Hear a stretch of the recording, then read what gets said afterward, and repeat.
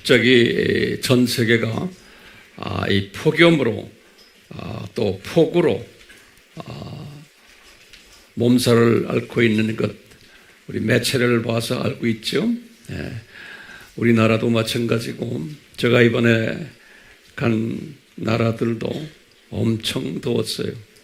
40도 아래 위로 흘러가는 그런 그 더위 속에서 저는 우리가 이 산고지대에 살고 있구나라는 것을 저만이 아니고 이번에 함께한 이 C국의 분들과 또 V국의 이런 말 써서 조금 좀 기분 나쁘지만 어쨌든 C국은 우리 알다시피 중국이에요.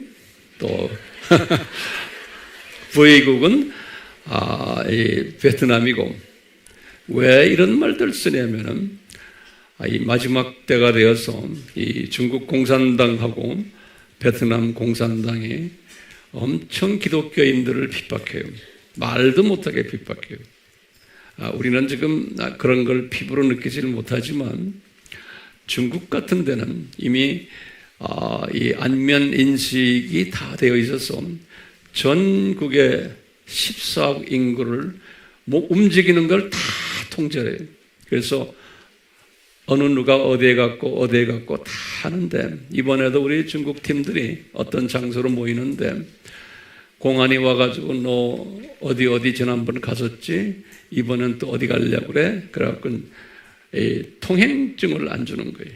그래서 이만큼 모이기로 돼 있는데 절반만 모였어요. 왜냐? 공안이 딱 잡아서 못 가게 하는 거예요. 그만큼 힘든 이 사회가 지금 돼가고 있어요. 이제 앞으로 더 심할 터인데요. 감사한 것은 우리가 이런 핍박받는 이 사람들을 섬길 수 있다는 것이 얼마나 복인지 몰라요.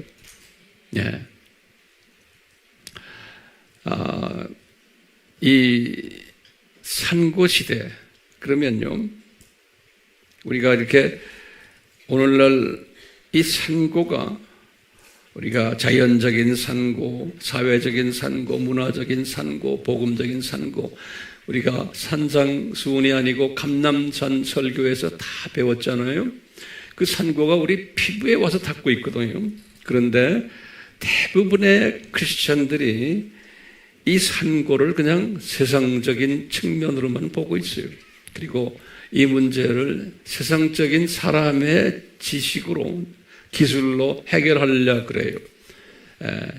근데 예수님은 분명 이런 산고가 올 터인데 그때는 어떻게 하라고 우리에게 말씀하셨어요? 감남산 설교에서 그 방법론 우리 수천 번 들었어요. 근데 이것을 항상 묵상하세요. 저도 묵상해 매일. 왜? 첫 번째 뭐예요? 너희들 잘 견뎌라 그랬어요. 그냥 잘 견뎌라. 그러니까 우리는 이런 산고들을 보면서 그냥 세상 사람들처럼 생각하고 그냥 세상이 이렇게 돌아가는구나.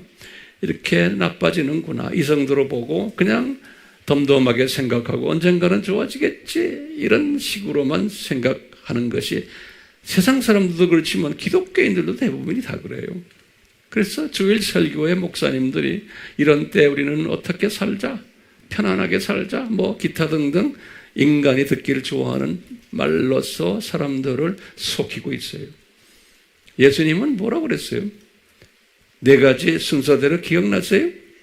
마태복음 23장, 24장, 13절에 뭐라고 그랬어요? 잘 견뎌라. 견뎌라 그랬어요. endure 그랬어요. 그건 고통 속에서 견뎌라는 거예요.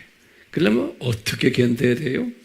이 하나님의 이 말씀을 꿰뚫어 보지 않으면 견딜 수가 없어요. 그렇기 때문에 우리가 이 말씀을 열심히 공부하는 거예요. 첫 번째 조건이 뭐예요? 잘 견디라. 세상 사람들이 견디는 그런 견딤이 아니고 이 기독교인들은 앞으로 더 많은 핍박이 올 터인데 견뎌라 그런 거예요. 이번에 제가 섬긴 분들도 보면 다 견디고 있어요. 근데 참 너무 이뻐요. 그 믿음 가지고 견디는 걸 보면요. 네. 두 번째 뭐라고 그랬어요? 견디면서 그 다음에 뭐라고 그랬어요? 예? 영어로는 watch 그랬어요. 또는 wake up. 또 뭐예요? 깨어라. 예. 깨어 있어라. 근데 깨어있지 않는 기독교인들이 대부분이 뭐로 깨어 있어야 돼요? 예수님이 곧 오신다. 그 다음에 뭐예요? 곧 3차 전쟁이 일어난다. 우리 같으면 7년 환란이. 이것을 깨닫고 깨어 있으라는 거예요. 예수님이 말씀이니까 틀림없어요. 요새 여러분들 저 손바닥에 있는 핸드폰으로 보세요. 얼마 전에 미국에 있는 국방부의 제일 높은 분이 뭐라고 그랬냐면 제가 딱 보니까 그래요. 2025년이면 중국과 미국이 전쟁이 일어날 가능성이 많다는 거예요. 미국의 국방성이 제일 높은 사람이에요. 2025년에 대만 사건으로. 그런데 중국 공산당 사람들은 중국 사람들 이번에도 그래요. 2027년, 28년에 중국 공산당이 대만을 침공할 것을 다 알아요. 대만 침공하면 어떻게 돼요? 우리나라는 가만히 있을 수 있어요? 3차 전쟁이 일어나게 돼 있어요. 그렇게 되지 않기를 우리가 바라야 돼요. 네, 우리 코앞에 와 있어요. 그러니까 지금 미국이 급하게 우리나라와 일본과 호주와 이 주변국들과 하나가 돼가지고 지금 중국을 지금 상대로 준비하고 있잖아요. 그래서 지금 우리나라 대통령과 일본 수상과 또 얼마 있다가 미국에서 만나죠. 그 급한 거예요, 모든 게. 왜? 만나야 되게끔 굉장히 급하게 세상이 지금 돌아가고 있어요. 예. 3차 전쟁, 우리가 말하는 소위 7년 환란이 우리 코앞에 지금 다가오고 있어요. 그래서 깨어 있으라. 그냥 깨어만 있으면 안 되죠.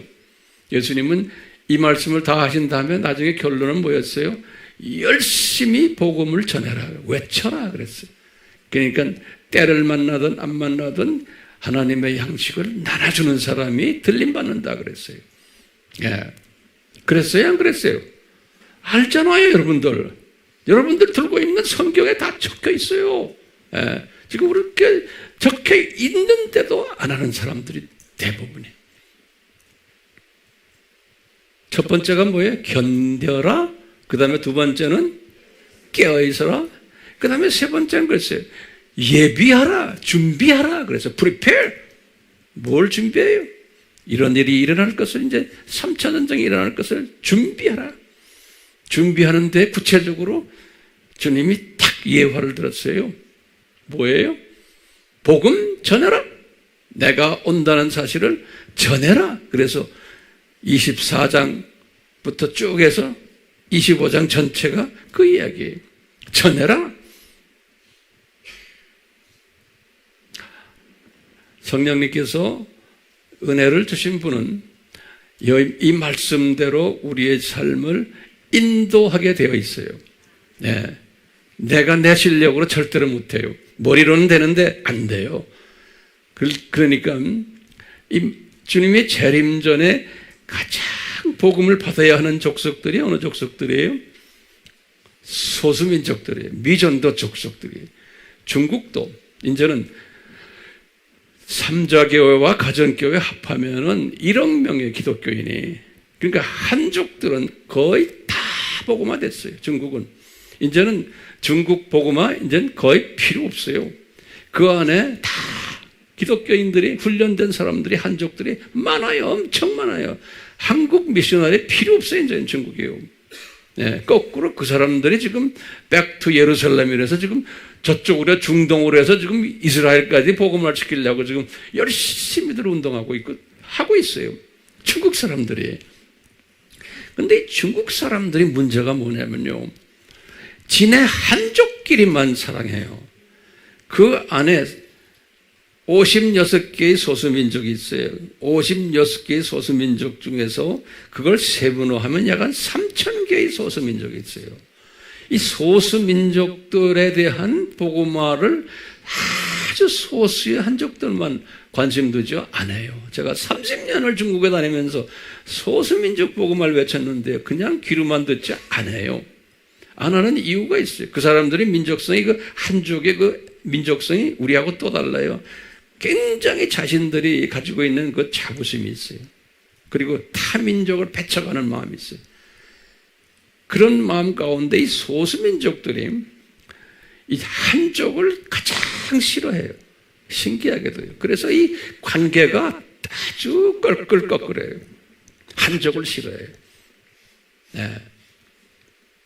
그러니까 이 소수민족 복음화가 아주 더뎌요. 왜? 한족들의 말을 안 들어요, 이 사람들이. 그리고 싫어하니까요. 네. 그런 가운데 저는 항상 이 소수민족 복음화가 마지막 주님이 오시기 전에 이루어져야 된다라고 믿고서 외쳤고 또 그렇게 해오고 있었는데, 요 근래에 와서 이제 주님이 구체적으로 한족들 중에서, 우리의 제자들 중에서 저의 그 외침을 주님이 깨닫게 해주셔가지고 우리 한족들 중에 우리 AMI를 통해서 목사 안수받은 사람만 약 한 50여 명이 돼요. 몇 명이요? 50여 명의 한족 목사님들이, 열심히 목사님들이 있어요. 우리 장중에 같이. 이 사람들이 하나같이 지금요 열심히 뛰면서 소수민족 복음화를 위해서 소수민족을 모으기 시작을 하는 거예요. 그래서 이번에 그 소수민족들을 제가 간 어느 장소에 다 모아놨어요. 네. 모아놨는데 절반이 오지를 못했어요. 온다고 한 사람들이. 왜? 공안들이 못 가게 막아서. 그렇지만 이제 그것이 시작이 됐어요. 그래서 이제는 우리 아미 교회가 이제 1년 내내 우리 전 교인이 이 소수민족을 향해서 이제 말씀 나누는 일들을 하게 될 거예요. 어떻게 해요? 그동안에 우리가 일본, 중국어로 우리 대예배 이것도 다 중국어로 더빙이 돼가지고 다 돼 있어요. 그동안에 수고들 많이 했어요. 또 중국 사람들 상대로 이제 제가 세미나 한 것이 다 녹음이 돼가지고 있는데, 그런 것이 지금 중국을 지금 많이 돌아다니고 있어요. 또 우리 책들도 수만 권이 거기에 뿌려져 있고요. 그런데요, 이거 우리 자랑이 아니에요. 주님이 이렇게 하고 계시고 또 지금도 앞으로도 계속 하고 계신데요.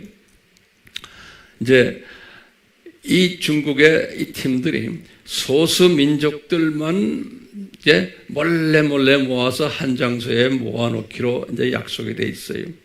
그래서 이제 내일이 주일이, 오늘이 주일이니까 내일이 월요일이죠.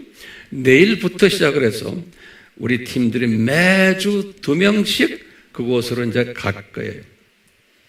이제 1년 내내. 그러니까 여러분들 다 보따리 싸고 갈 준비하세요. 거기 가가면 소수민족들을 우리의 실력으로는 모으지도 못하는 사람들이, 그 사람들이 몇 명이 될지 모르지만 계속해서 공안을 피해가지고 몰래 계속 참여할 거예요. 그러면 그분들을 여러분들이 이제 가서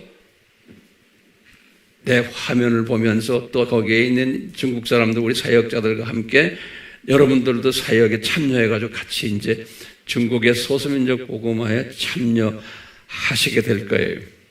그래서 내일 아침 새벽 비행기로 2사람 떠나게 돼 있어요. 우리 이정미 전도사와 지매경 권사님. 그 다음 주는 또 아무개와 아무개. 그 다음 주는 또 아무개와 아무개. 그러다 보면 여러분들 다 가야 돼. 준비됐어요? 그러면서 우리 중국 선교로 이제는 하되 한족 선교가 아니에요. 무슨 족이에요? 소수민족이에요. 이 소수민족들이 지금 성령으로 꽉 지금 무장되어 있어요. 그래서 우리를 기다리고 있어요. 근데 우리가 아무리 할래도 안 돼요. 성령님이 한족들 또 소수민족들을 통해서 그곳으로 이렇게 모아주셔야 돼요. 이 일이 보통 일이 아니에요. 그러니까 아무나 하고 싶어서 하는 게 아니에요. 주님이 그렇게 지금 인도하고 계세요. 그러니까 여러분들은 보통 복이 있는 사람들이 아니에요. 들림 받기 위해서 이 준비를 지금 우리가 하고 있는 거예요. 감사한 것은 제가 지난주에 우리 교회가 이제 이렇게 갈 거다라고 하니까 몇몇 분들 이미 간다고 이미 다 헌신하고 그랬어요. 그래서 보면 주님 감사합니다. 주님이 우리가 이 훈련받은 이것을 가지고 이제 우리는 이 복음 전하는 일에, 특히 선교 일에, 특히 그냥 선교가 아니에요. 소수민족 미전도 족속 복음의 마지막 추수에 우리가 앞장서게 되는 이 일. 감사해요? 안 감사해요? 감사하죠. 네. 베트남도 마찬가지예요. 제가 지난주 쭉 베트남을 하는, 거기에도요, 베트남 사람 하나도 안 왔어요. 전부 50여 명이 소수민족이에요. 네. 우리는 가서 만날 수도 없는 사람들. 그 산속에서 주님이 그렇게 다 연결시켜 놨어요. 그래서 우리 AMI가 딱 가면은 최소한 50명의 소수민족들이 산악에서 기어나와요. 그런데 그분들이 그냥 사람들이 아니, 다 사역자들이. 네. 다 사역자들이. 이런 걸 보면, 예수님의 재림이 가까워 왔구나. 라는 것을 우리가 볼 수 있어요. 거기에 저와 여러분들이 이 일을 하는, 마지막 추수의 일을 하는 그런 은혜를 우리가 받았구나. 그러면 나는 뭐예요? 저는 전방에 나가서 그냥 뛰는 사람이고, 전방에 나가서 뛰려면 여러분들 중에 이렇게 목사님 그 연세에 무슨 전방에 가서 뜁니까? 그런데 더 힘이 생기고 더 젊어지니 어떡해? 왜? 예수님이 사용하시려고 그러는 거예요. 이게 뭐 사람 이야기 아니에요. 예수님 생각에는 황 목사야, 내가 너 필요하다. 그러니까 필요하시려면 저한테 힘 주시고 건강 주셔야죠. 그럼 알았다 그러신다고요. 네? 저는 전방에서 뛰지만 전방이 중요해요? 후방이 중요해요? 똑같은 게 후방이 더 중요해요. 이 보급부대, 후방에서 기도하고 물질대고, 예? 여기서 후방에서 도와주지 않으면 전방에 나가 있는 사람은 아무것도 아니에요. 그러니까 여러분들이요, 황 목사님을 내놓고는 그냥 뒤에서 그냥 구경만 하고 계지 마세요. 기도해 주시고 헌금도 좀 더 열심히 하고, 왜냐하면 다 헌금이 필요한 거예요. 이 사역을 하려면. 근데 꼭 뒤에서 누구라고 말 안 하지만 항상 헌금을 대는 사람들이 있어요.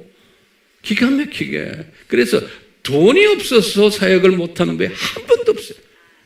네, 한 번도 없어요. 지금 30년을 이 사역을 하면서요. 네, 기가 막히게 다 채워주세요. 그러니까 이게 주님의 일이죠. 분명히 그래요. 그러니까 여러분들은 이제 전방으로 나가는 분도 내일부터 있고요. 후방에 있을 때는 열심히 후방 사역을 해 주시길 바라요. 그런 사람 뭐예요? 나중에 들림 받아요. 네. 전방에 있는 나만이 아니에요. 여러분들 들림 받아요. 우리 아미교회는 이런 복을 받은 교회예요. 예수님의 곧 오심을 직접 간접으로 외치는 일을 하는 그런 교회. 일본 선교도 마찬가지. 일본도 우리가 볼 때는 미전도 족속들이라고 보는 거예요. 그건 거기에 사역자들 우리가 지금 주님께서 이제 보내주실 거예요. 그렇기 때문에 이 폭염이니 폭우니 지진이니 한파니 이런 것을 같은 기독교인이지만 보는 시각이 다른 거예요. 그렇죠? 보는 시각이 다른 거예요. 내가 지금 보니까 내 설교도 아닌데 괜히 설교하는 스타일이 돼버렸네. 자, 우선 우리 화면을 좀 볼 텐데, 화면 보기 전에 내가 이렇게 보니까 우리 이정관 선교사님 오셨네. 두 부부가 한번 일어났어요. 우리 이정관 선교사님 일어났어요. 예, 우리 이 선교사님은 뭐 이제 저보다는 아래지만 이 분은 카나다에서 저하고 어릴 때부터 같이 쭉 지내던 부부인데, 북한 사역을 지금 근 20년 하고 계시죠. 그래서 그 20년 하면서 머리가 다 이렇게 허여졌어요. 지금도 하고 계시지만 보이지 않게 북한 사역을 많이 하시는 분이세요. 우리 박수로 환영합시다. 감사합니다. 자, 화면을 좀 봅시다. 여기가 여러분들은 지금 피부로 안 느끼겠지만 이 베트남은 남쪽과 북쪽이 지금도 달라요. 북쪽은 아직도 공산 세력이 강한데 기독교를 핍박을 엄청 해요. 그런데 외국 사람이 어디 가서 설교하거나 이러면 그냥 잡혀 들어가요. 지금도요. 그런데 여기가 북쪽에 있는 CMA 신학교예요. 다시 말하면 우리나라가 장로교가 강하듯이 거기는 CMA라는 교단이 있어요. 제가 미국의 그 교단에서 제가 가르치고 교사 생활했어요. 그래서 이 CMA라는 꼭 교단 신학교가 있는데 미국 선교사들이 약 한 100여 년 전에 이 땅을 사가지고 여기다가 교회를 지어줬어요. 그 자리가 요 신학교 자리인데요. 저기는 외국 사람이 들어가서 강의할 수가 없는 자리예요. 그리고 아주 감시가 심한 그런 곳인데 주님께서 몇 년 전부터 이 교단에서 저를 불러서 이 교단장 되는 분이 저를 인바이트 해가지고 저를 위해서 미전도 족속들이 이 산속 크리스천 지도자들을 모아주시는 거예요. 이게 기가 막힌 일이 아니에요? 세계의 어떤 신학자들도 여기 와서 이건 못해요. 근데 유일하게 여러분 담임 목사님이 이거를 하는 거예요. 그래도 여러분들 피부에 느끼지 못하실 거예요. 이분들이 보기 저렇죠? 다 산속에서 기어나온 사역자들이에요. 미전도 족속들이고 그 안에 다들 소수민족이에요. 여기에는 베트남 사람 통역하는 목사님 외에 아무도 없어요. 지금 찬송을 부르는 장면인데 좀 있으면 아마 소리도 나올 거예요. 또 보세요. 그 다음 넘겨보실까? 저기 이제 통역하는 목사님이시고 저기 제가 서 있고 며칠 전 거. 이제 이게 누구예요? 제가 졸업장에 지금 사인을 이제 한번 할 때마다 거기에 증서를 만들어주는데 총회장하고 저하고 사인해요. 거기는 총회장이라고 그러면 엄청 높은 사람이에요. 웬만한 사람은 가까이 가지도 못하는 사람이에요. 그런 분이신데 그분이 사인하고 제가 사인하고 그래서 이제 하는 거예요. 요 사람이 총회장이에요. 요 사람이 총회장인데 이제 한 분 한 분에게 강의 끝나면은 이렇게 졸업장을 주는 거예요. 그런데 이분들에게는 저 졸업장 하나가 금덩어리나 마찬가지. 이걸 가지고 와서 이제 자기 집이나 교회에다 이렇게 딱 벽에 붙여놓는 그런 거예요. 여기 지금 찬송가를 부르는 장면, 찬송을 부르는 찬송 소리는 안 나와요. 왜? 좀 있으면 나와요? 네. 며칠 전 사진이에요. 며칠 전 사진. 여기 이제 끝나고는 이 교회, 아주 역사적인 교회예요. 이 북베트남에서는 유일한 교회인데요. 그 교회 앞에서 우리 단체 사진 찍었어요. 그 다음에 찬송은 안 나와요? 조금 더 해봐요.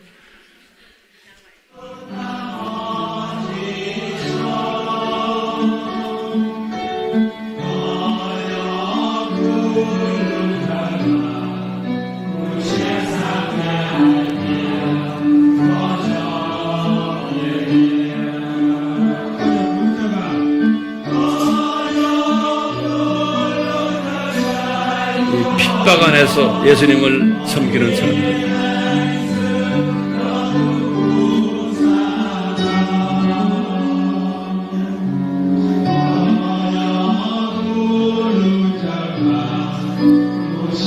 평소에는 자기네 언어를 하고 이래 공식적으로 나오면 베트남 언어하고 이렇게 두 언어를 하는 사람. 여러 족속도 되니까 언어들이 다 달라요.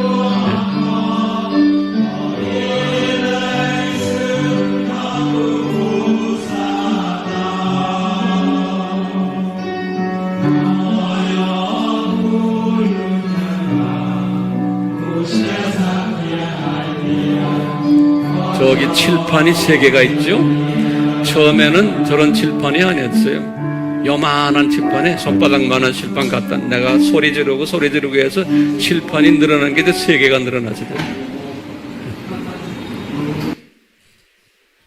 요거밖에 없어요? 알았어요. 제 설교는 끝났어요. 예. 자, 오늘 계속해서 지난주와 연결해서 우리가 아브라함의 품에 대해서 공부할 터인데요. 왜냐하면 이게 오늘날 굉장히 중요한 개념이에요. 이 아브라함의 품과 거의 반대적인 가르침을 하는 기독교 그룹들이 상당히 많아요. 오늘날이에요. 그 중에 이제 이 소위 말하는 연옥설을 믿는 로마 가톨릭과 정교회 이 그룹들이 엄청나게 많아요. 전체 기독교인의 약 한 70% 정도 돼요. 로마 가톨릭이 전체 기독교인의 52%예요. 정교회가 약 한 10몇 %예요. 약 70%의 그룹들이 이 연옥설을 믿고 있어요. 그렇기 때문에 우리는 이 아브라함의 품에 대해서 우리가 알고 있어야 돼요. 그래야지만 이런 그룹들을 향해서 이런 사상을 가진 사람들에게 우리가 복음을 성서를 가르칠 수 있어요. 그 다음에 같은 우리 복음주의 사람들이지만 세대주의자들이 있어요. 이 세대주의자들은 아브라함의 품의 개념과 반대되는 사상을 가지고 있어요. 7개의 구원론, 세대적인 구원론을 이야기하는 사람들이에요. 같은 복음주의 사람들인데 그렇기 때문에 우리가 이 아브라함의 품에 대해서 알아야 되고 이 연옥설이 뭐고 그 다음에 7개의 세대주의의 구원론 사상이 뭐라는 것을 우리는 알아야 돼요. 그래야지만 우리가 복음을 전할 수 있어요. 그리고 내 믿음이 더 강해지는 거예요. 그 다음에 지금 우리 말하는 이 안식교에서 가르치는 수면설이에요. 수면설. 이것도 우리가 알아야 돼요. 그러니까요, 우리가 같은 크리스천들이지만 이 모든 이 구원적인 측면에서 또 우리가 사후 세계, 사후 죽은 후에 어떻게 되느냐에 대한 사상들이 다 달라요. 그러니까 혼돈스러운 세대에 우리가 살고 있는데 이것을 깨뚫고 알아야지만 내 위치를 내가 정립하고 그 다음에 이런 질문이 있는 사람들에게 설명을 해줄 수 있는 거예요.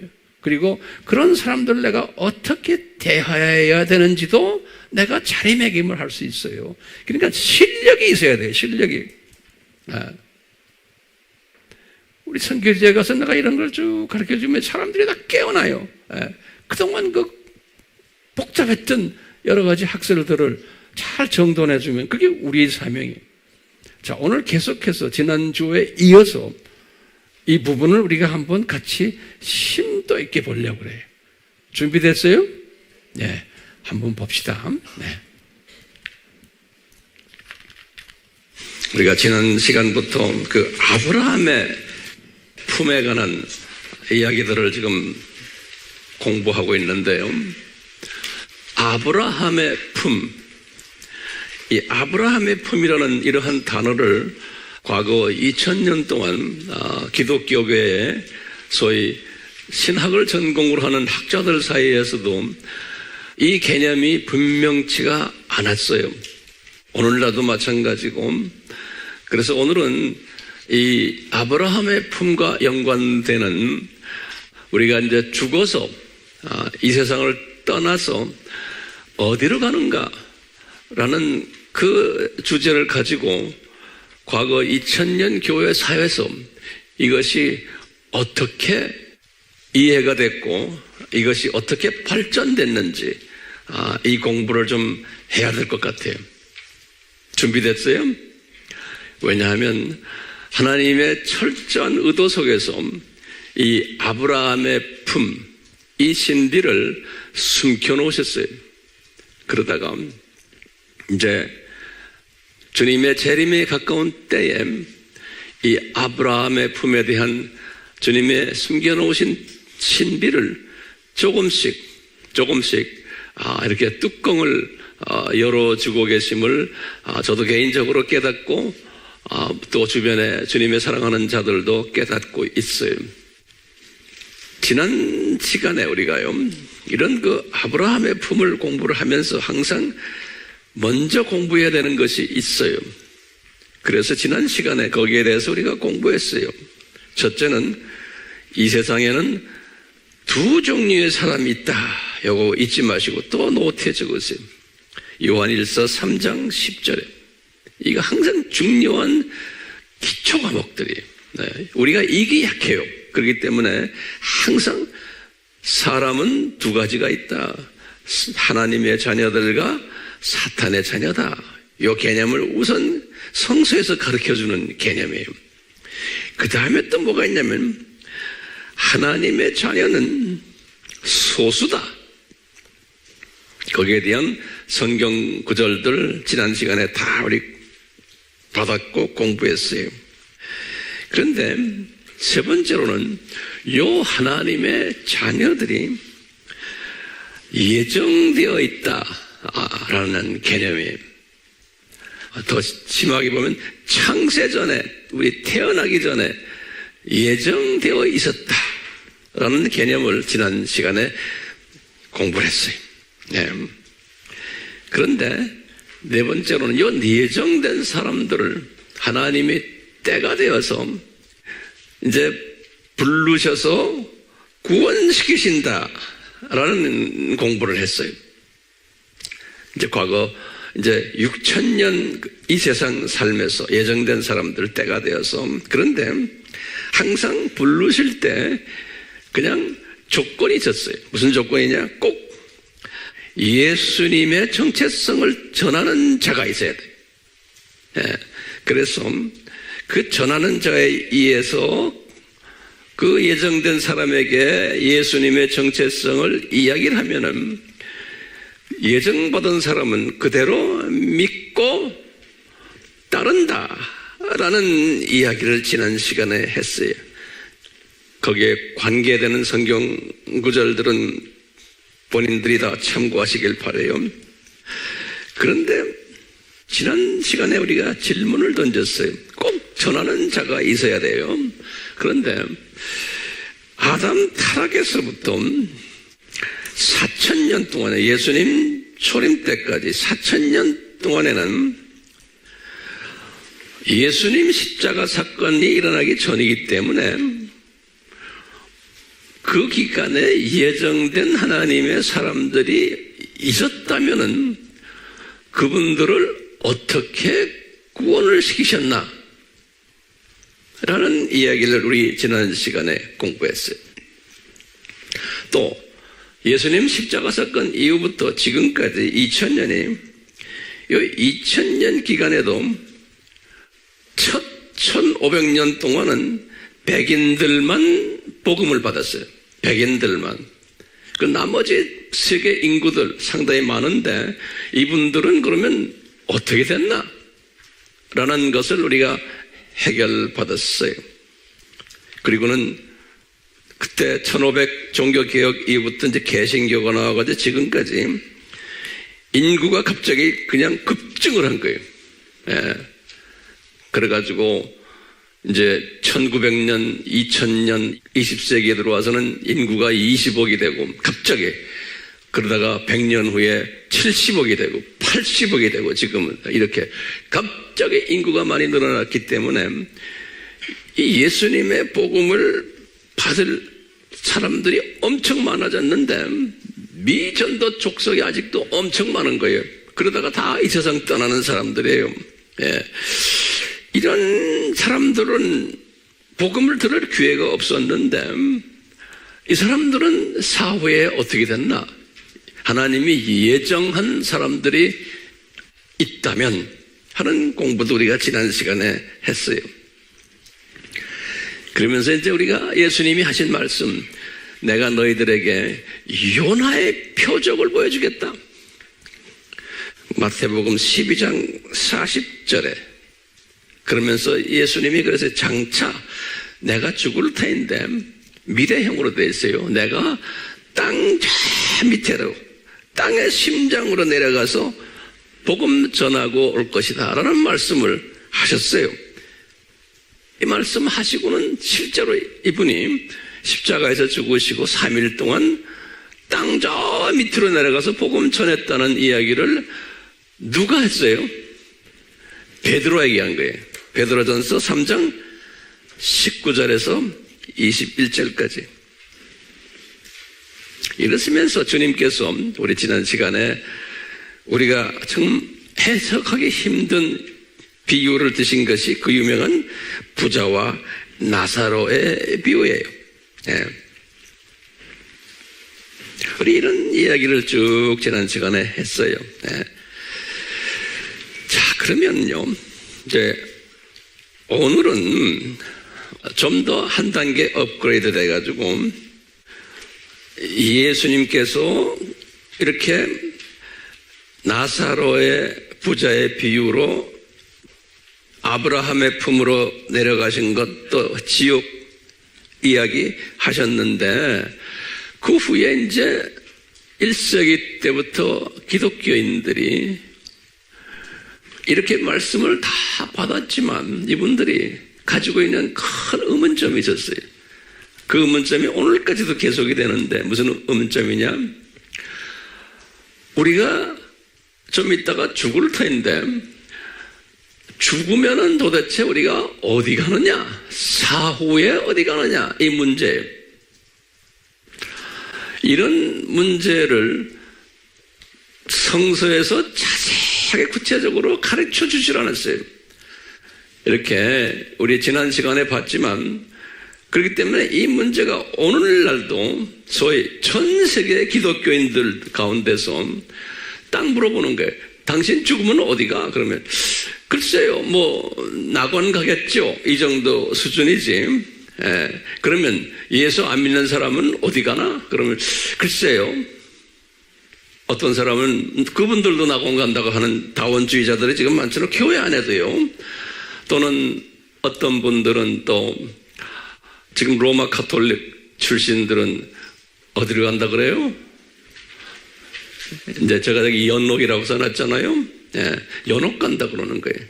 예, 이런 모든 이야기들이 우리 주변에서 항상 있어 왔었어요.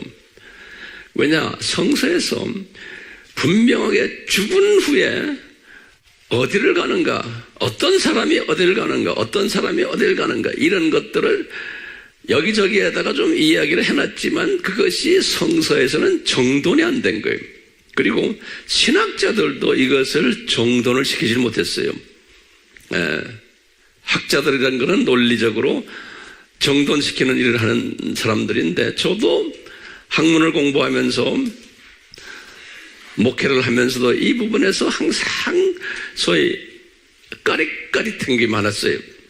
왜냐하면 학문을 공부하면서 학문을 전공으로 하는 분들도 어떤 소위 아카데믹 서적을 봐도 이런 데 분명하게 이야기한 것이 없어요.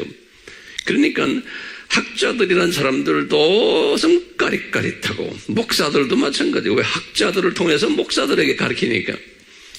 네, 그러니까 교인들은 말할 것도 없잖아요. 네. 그래서 오늘 이 이슈를 가지고 제가 오늘 좀 하나하나 좀 설명을 해드리려고 그래요.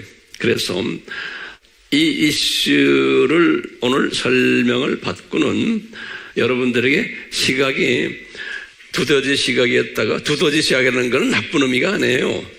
예, 이제 그 가끔가다 이제 그 영상을 보는 분들이 이제 그래요. 두더지 시각이면 두더지라는 내 이름을 좀 좀 좋은 이름도 있으면 저한테 좀 주세요. 그러니까 두더지 시각이라는 건 뭐냐면 주변만 보는 사람이에요. 주변 요 보이는 것만 가지고서 삶을 결정하는 사람들이. 예, 참새 시각은 어떤 시각에 약간 떠가지고 그래도 조금 멀리 보는, 고작해야 우리가 보면 그저 이 국내 문제, 국내외 이 동네까지 보는 그 참새 시각으로 저는 보고 있어요. 근데 독수리 시각은 어떤 시각이냐? 독수리란 이름을 붙인 것은 독수리는 저희 우주를 다 보는 거예요. 우주만 보는 게 아니고 독수리는 이 현미경 시각까지도 가지고 있는 거예요. 이 조르개가 있어가지고, 그리고 이 와이드 앵글이라고 그러죠. 우리 한국말로 뭐라고 그래요? 이 옆으로 벌어지는 거. 예. 그냥 저 밑에 아메바까지도 보고, 조금 멀리서 또 넓게도 보고 높게도 보고 하는 이런 시각을 독수리 시각이라 제가 이제 이렇게 붙인 거예요. 자, 이제 이런 공부를 하는 목적이 뭐냐면, 우리 모두가 독수리 시각자가 돼가지고 어떤 사물이 있을 때, 어떤 사건이 있을 때, 예컨대 예를 들어서 우리나라에 엊그제 이제 대통령 선거가 있었어요. 그러면 이것을 아메바의 시각으로도 보고, 또는 조금 올려도 보고, 참새 시각으로도 보고, 높은 넓고 깊은 시각으로도 보고, 우주 전 세계를 보면서 한국의 대통령 선거를 또 보는 거예요. 이 줌 렌즈가 있어가지고 이런 시각을 가지기 위해서 이런 공부를 하고 있다라고 생각되지 않으세요? 시각 넓히고 좁히고 심지어는 아메바 시각까지도 만들기 위해서 우리가 이 엑서사이즈를 하는 거예요. 이게 이제 제가 생각할 때는 스피리추얼 엑서사이즈 또는 멘탈 엑서사이즈 또는 영어로 말하면 intellectual 지적 엑서사이즈 뿐만 아니라 emotional 감정 엑서사이즈, 그 다음에 free will 내 의지 엑서사이즈. 이 엑서사이즈라면은 근육이 발달되고 내가 성장하면서 큰 그릇이 되면서 그냥 현미경도 보고 그냥 이 주변도 보고 중간 레벨도 보고 높은 레벨, 넓은 레벨 다 보는 그런 시각자들 만들기 위해서 주님이 이 단에 서서 저에게 말씀하시는 것 같아요. 자, 그래서 오늘은요, 왜 과거 6,000년 동안 특히 2000년 교회 시대에 이 아브라함의 품이라는 이 신비스러운 메시지를 하나님의 자녀들에게, 특히 목회자나 신학자들에게 이것을 분명하게 가르쳐 주질 않았나.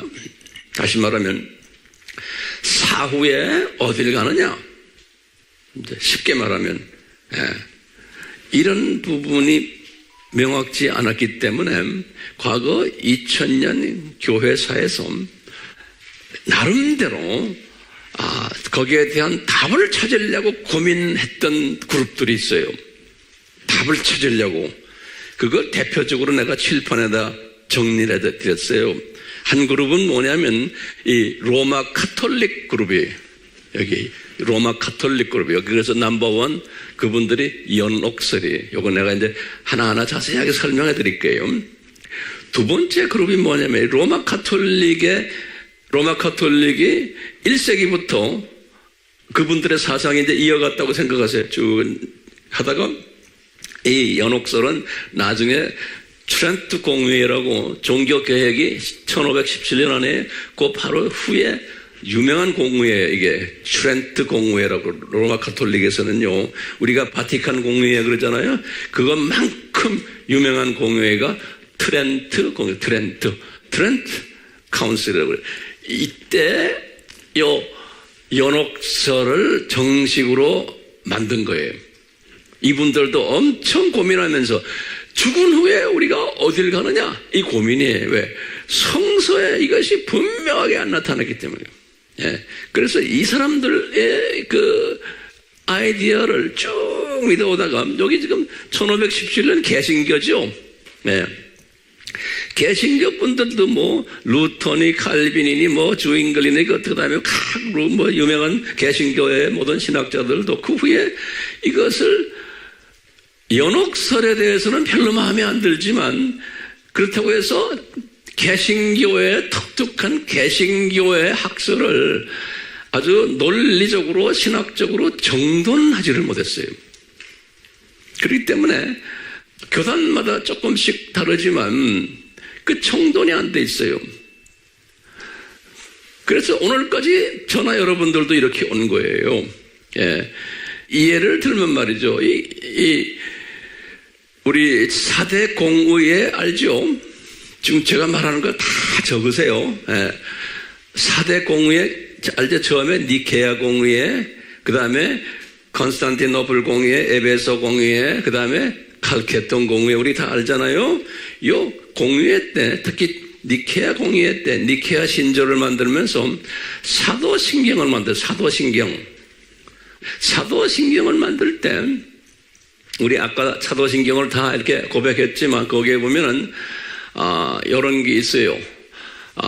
예수님이 죽으셨다가 3일 만에 살아나시고 그런 말 있죠. 살아나시고는 그 다음에 절이로서 산자와 죽은 자 심판이 온 거예요. 그 사이가 없어요. 그런데 오리지널 이때 이 사람들이 만든 때 공예 만들 때는 거기에 하나 있는 게 있는데 그것을 뽑아버렸어요. 우리나라 성경에는 미국 성경에는 미국 사람들이 하는 그걸 아포스톨스 크리드라고 그러거든요. 사도신경에는 있어요. 근데 한국 성경에는 빠져 있는 게 있어요. 뭐가 빠지지 아세요?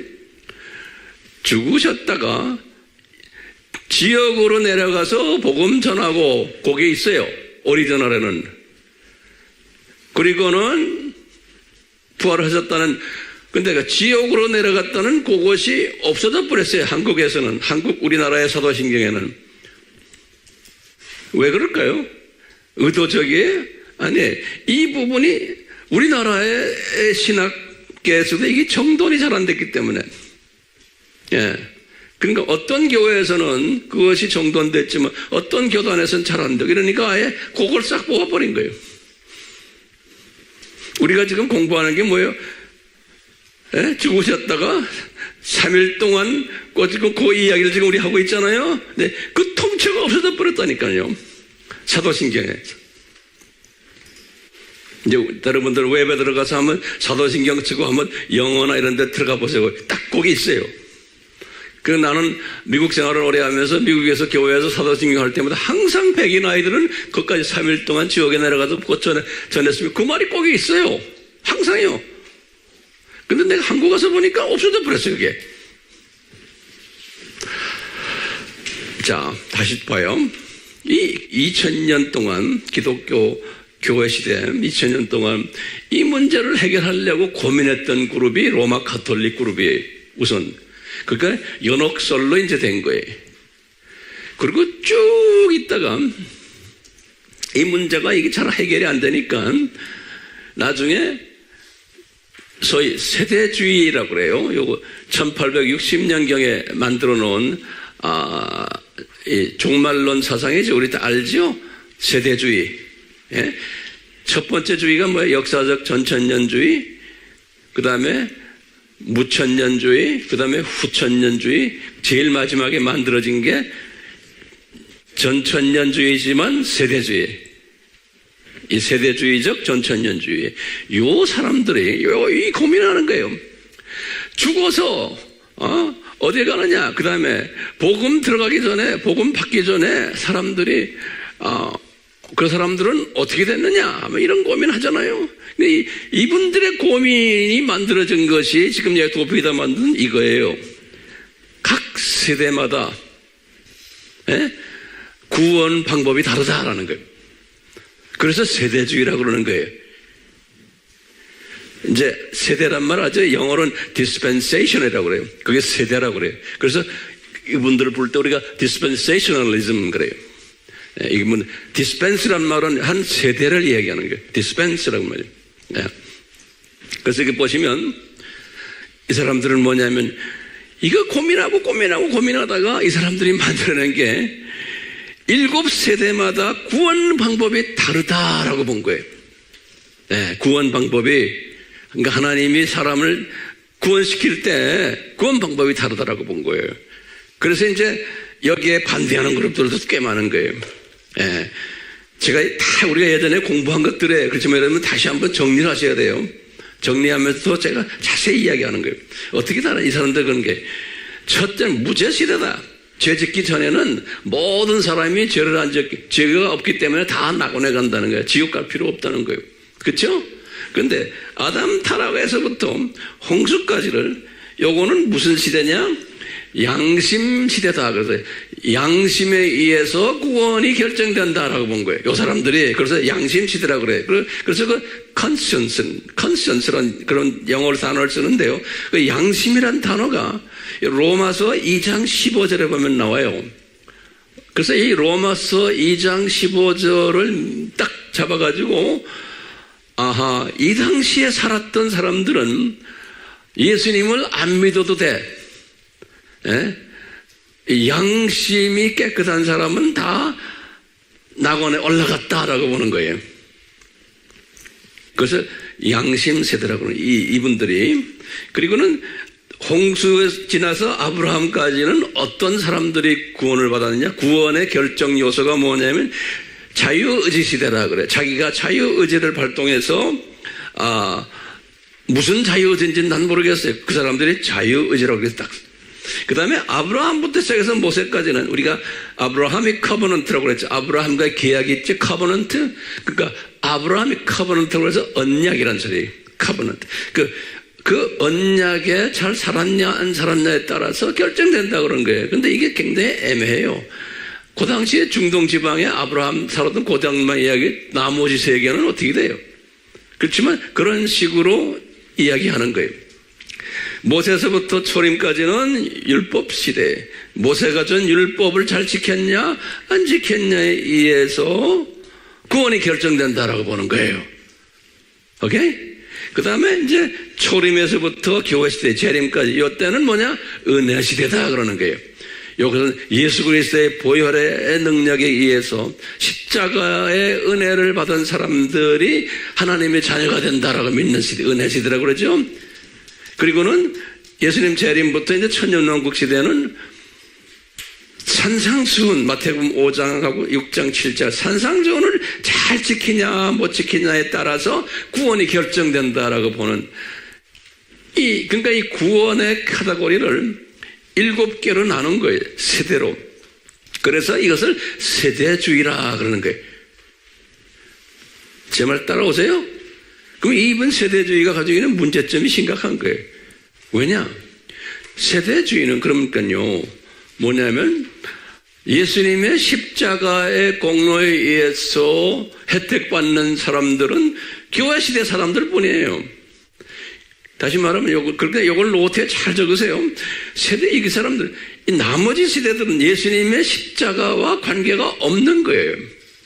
네, 구원이. 그러니까 이게 심각한 오류가 있는 거예요. 우리가 볼 때. 근데 인간주의, 인본주의 또는 도덕적인 사람들 또는 인권을 중요시하는 사람들을 볼 때는 굉장히 멋있는 거예요. 네? 예수님이 안 계실 때는 양심 가지고 그 사람 구원이 결정되잖아. 자유의지 가지고 결정되잖아. 기타 등등. 그래서 이제 이 세대주의의 이 이론을 싫어하는 사람이 많은 거예요. 근데 이 세대주의 사람들이 굉장히 예수님을 사랑하는 사람들이에요. 이 보통 사람들보다도 제가 볼 때는 예수님을 엄청 사랑하는 사람들이에요. 그래서 이 세대주의 사람들이 지금 여기 보시면 이 세대주의가요, 우리나라에도 세대주의를 하는 사람들이 많지만 특징을 몇 개 말했어요. 이 사람들은 선교 지향적인 사람들이에요. 그래서 이 지금 1860년 안에 요때부터 1850년부터 2000년까지가 미국과 영국의 미셔너리들을 제일 세계에서 많이 보냈던 때예요. 네, 그러니까 영적 그냥 큰 불이 일어났을 때 그때가 우리나라의 언더우드니 아펜셀런이 우리나라에 온 미셔너리들을 다 그때 온 사람들이, 예, 젊은이들 모두 미국의 아이빌리그의 그 비싼 그 유명 대학의 학생들이, 젊은이들이 다 집어던지고 미셔너리로 따왔던 때가 요 1850년에서부터 2000년 요 사이에요. 지금부터 150년 전 이야기예요. 예, 우리가 지금 부르고 있는 찬송가들도 그때 다 지은 찬송가들이. 영적 불이 떨어졌을 때거든요. 그럴 때인데 그 그룹 중 하나가, 뜨거운 그룹 중 하나가 이 세대주의 사람들이에요. 그 우리나라에 들어왔던 아펜젤라는 감리교 출신 아니에요. 언더우드는 장로교 출신 아니에요. 그렇지만 이런 사람들이 자기네 교리를 가지고 왔지만 이분들의 사상은 세대주의 사상을 가지고 왔어요. 그래서 우리나라만이 아니고 중국도 그렇고 저기 인도네시아, 필리핀, 그다음 중남미, 아프리카 미셔너리들이 세대주의 사상을 가지고 왔어요. 모두. 그 뜨거운 선교 그룹들이에요. 그래서 우리나라도 지금 이 사상이 아직도 강한 거예요. 오늘날도 이 세대주의 사람들이 세계 선교에 거의 앞장서는 그룹 중에 하나예요. 아주. 우리나라 사람들은 세대주의가 이단이다 어쩌고 하는데 그런 이야기는 나는 하기 싫어요. 제가 볼 때는 이단이 아니에요. 근데 무천년주의 사람들은 자꾸 이제 그렇게 이야기하는데 그건 큰 실수하는 거예요. 우리가 잘 아는 무디 선생도 다 이 세대주의의 대표적인 사람. 무디 선생 세대주의가 이단이다 하면서 단에 서서 목사님들이 설교할 때도 무디 선생 닮으세요 막 이런다고요. 그러니까 실력이 없어 그래. 무디가 누군지도 모르고 무디 닮으래요. 그러면서도 세대주의에서 막 욕을 하는 것 같아요. 그러니까 얼마나 우리 아는 사람들이 볼 때는 혼돈스러운 거예요. 왜 그래요? 실력이 없어서. 그냥 쪼가리 들었기 때문에 그러는 거예요. 그래서 지금 이런 공부를 하는 게 여러분들 실력 쌓으라고 제가 지금 이렇게 해드리는 거예요. 안 배워도 괜찮아. 이건 구원과 관계없어요, 여러분들. 근데 보세요. 이 세대주의 사람들은요, 복음주의 사람들이고, 전천년주의자들이고, 환란 전 들림 받는 사람이에요. 그렇기 때문에 이제 이 무천년주의자들은 우리나라에 가끔 이런 사람들이 있어요.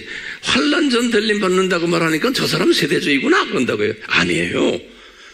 환란 전 들림 받는 사람들 중 하나가 이거지. 몰라서 그러는 게 실력이 없어서. 예를 들어서 저도 환란 전 들림 받는 이야기 하잖아요. 내가 세대주의예요? 아니요. 나는 이거를 믿질 않아요. 이 지금 7세대를. 근데 실력 없는 사람들은 황 목사님이 환란 전 들림 받는다는 건 세대주의네. 그러면 내가 속으로 삐고 웃죠. 근데 이 사람들이 이 안에 일부는 강한 칼빈주의 사람들이 있어요. 이거 잘 들으세요. 일부는 또 강한 알메니주의 사람이 있어요. 같은 세대주의인데. 그렇기 때문에 여러분들이 이걸 잘 분반해야 돼요. 그러면서요, 이 사람들이 가진 강한 주의가 뭐냐면 친이스라엘이에요. 요새 이스라엘 하죠? 그런 사람들은 대부분이 이분들의 영향받은 사람들이에요. 왜냐? 이 시대 이전에 교회 시대 동안에는 기독교인들은 다 반이스라엘이었어요. 로마 가톨릭 정교회, 그 다음에 종교개혁 이후에도 장로교, 루터교, 무슨 교, 감리교 다 반이스라엘이에요. 다른 말은 이스라엘 사람들은 저주받은 민족이고, 구약 때나 하나님의 선택받은 민족이지 신약 때 와서는 예수님을 죽일 놈들이다. 저주받은 놈이라고 믿고 있는 것이 반이스라엘주의예요. 그걸 영어로 뭐라고 그래요? 안티세미티즘 그러죠? 그러다가 친이스라엘 그룹이 갑자기 나타난 거예요. 그러니까 이 기독교에 엄청난 큰 그룹의 반이스라엘 이야기를 하다가 그 성경을 전부 이스라엘 신약에 나오는 이스라엘, 구약에 나오는 이스라엘들을 그건 그냥 저주받은 민족으로 이제 보면서 성경 해석을 그렇게 했는데 갑자기 이 존 다비라고 그러죠. 이걸 세대주의를 다비이즘이라고 그래요. 이스라엘 만들었기 때문에 친이스라엘로 하면서 성경 해석을 전부 이스라엘 중심으로 해석하는 거예요. 이스라엘 중심으로. 그러니까 이쪽에서 볼 때 저주받은 민족인데 갑자기 아주 그냥 하나님의 귀족 팀으로 만들어버린 거예요. 이스라엘 사람들을. 그리고 이방 사람들은 그 이스라엘 사람들의 그냥 서빙하는 그룹으로 그냥 세컨드 클래스로 만들어 놓은 거예요. 이 사람들이 그러니까 이스라엘이 진짜 하나님의 진짜 백성이고 귀족 그룹이고 이방 사람들은 그 사람들을 따라야 되고 축복해줘야 되지 이스라엘을 축복하는 사람들은 복받아요. 뭐 이렇게 막 나오는 거예요. 이런 사람들은 무슨 주의라고요? 세대주의 사람들. 그런데 이 사상이 전 세계 교단 속에 다 조금씩 다 들어가 버린 거예요. 이 사람이. 왜? 이때부터 이분들이 엄청나게 전 세계를 뒤집었어요. 이 세대주의 사상이. 예. 그래서 이제 1909년에 제가 아바에서 다 가르쳐줬지만 다시 보시는 거예요. 1909년에 유명한 스코필드라는 사람이 미국 사람이에요. 변호사 출신인데 이 사람도 변호사 출신이에요. 존 다비도. 아일랜드 사람인데 이 사람은 미국 사람 스코필드가 친이스라엘을 중심으로 해가지고 킹 제임스 성경을 다시 보완 수정해가지고 친이스라엘 성경으로 해가지고 거기다 관주를 달아놔요. 관주란 거 있죠? 공간에다가 설명을 한 거예요. 그래서 그 설명을 이스라엘 중심 사상으로 성경을 재해석해서 쫙 관주를 달아놨어요. 그 유명한 성경이에요. 그것을 스코필드 레퍼런스 바이블이라고 그래요. 여기는 적어놨어요. 스코필드 레퍼런스 바이블이라고. 그 한국말로는 스코필드 관주 성경. 감사한 거는 우리나라 말로도 지금 번역이 돼서 보니까 기독교 책방에 있어요, 이제. 그거 보면 완전히 해석이 달라요. 그게 세대주의예요. 예. 이 사람들은 문자적으로 해석하고 친이스라엘적으로 해석하고 7세대적으로 해석을 하는 거예요. 예. 그러니까요, 이 세대주의적 지금 해석은 딴 걸 다 떠나고 여러분들 보세요. 세대주의적 해석이 아브라함의 품과 어떻게 연결돼요? 우리는 아브라함의 품을 지난 시간에 어떻게 했어요? 이 아람 타락부터 쭉 끝까지 하나님의 자녀들 중에 복음 예정된 사람은 복음을 받지 않았던 사람은 어디로 간다 잠깐? 아브라함의 품으로 간다 그랬죠. 그러니까 모든 게 다 이때부터 십자가 사건과 다 연결된 거예요. 왜요? 아브라함의 품에 가서 뭘 공부해요? 창조 목적과 삼위일체론과 기독론과 성령론과 이런 기초적인 복음을 공부하는 데거든. 저는 그래서 거기를 논산훈련소라고 한번 붙여보기도 하고, 제가 지난 시간에는 특별 세미나라고 그랬죠. 그런데 이 사람들은 그렇게 보지 않고 이때 죽은 사람은 양심에 의해서 가고 이런 식으로 구원 조건이 다른 거예요. 그런데 아브라함의 품 지난 설교한 거는 구원 조건이 뭐예요? 예수님이죠. 그렇죠? 그런데 이 사람들은 구원 조건이 예수님은 딱 교회 시대만 요때만 은혜 시대, 예수님이 은혜에. 이게 엄청난 차이가 있는 거예요. 이해가 됐어요? 근데 보세요.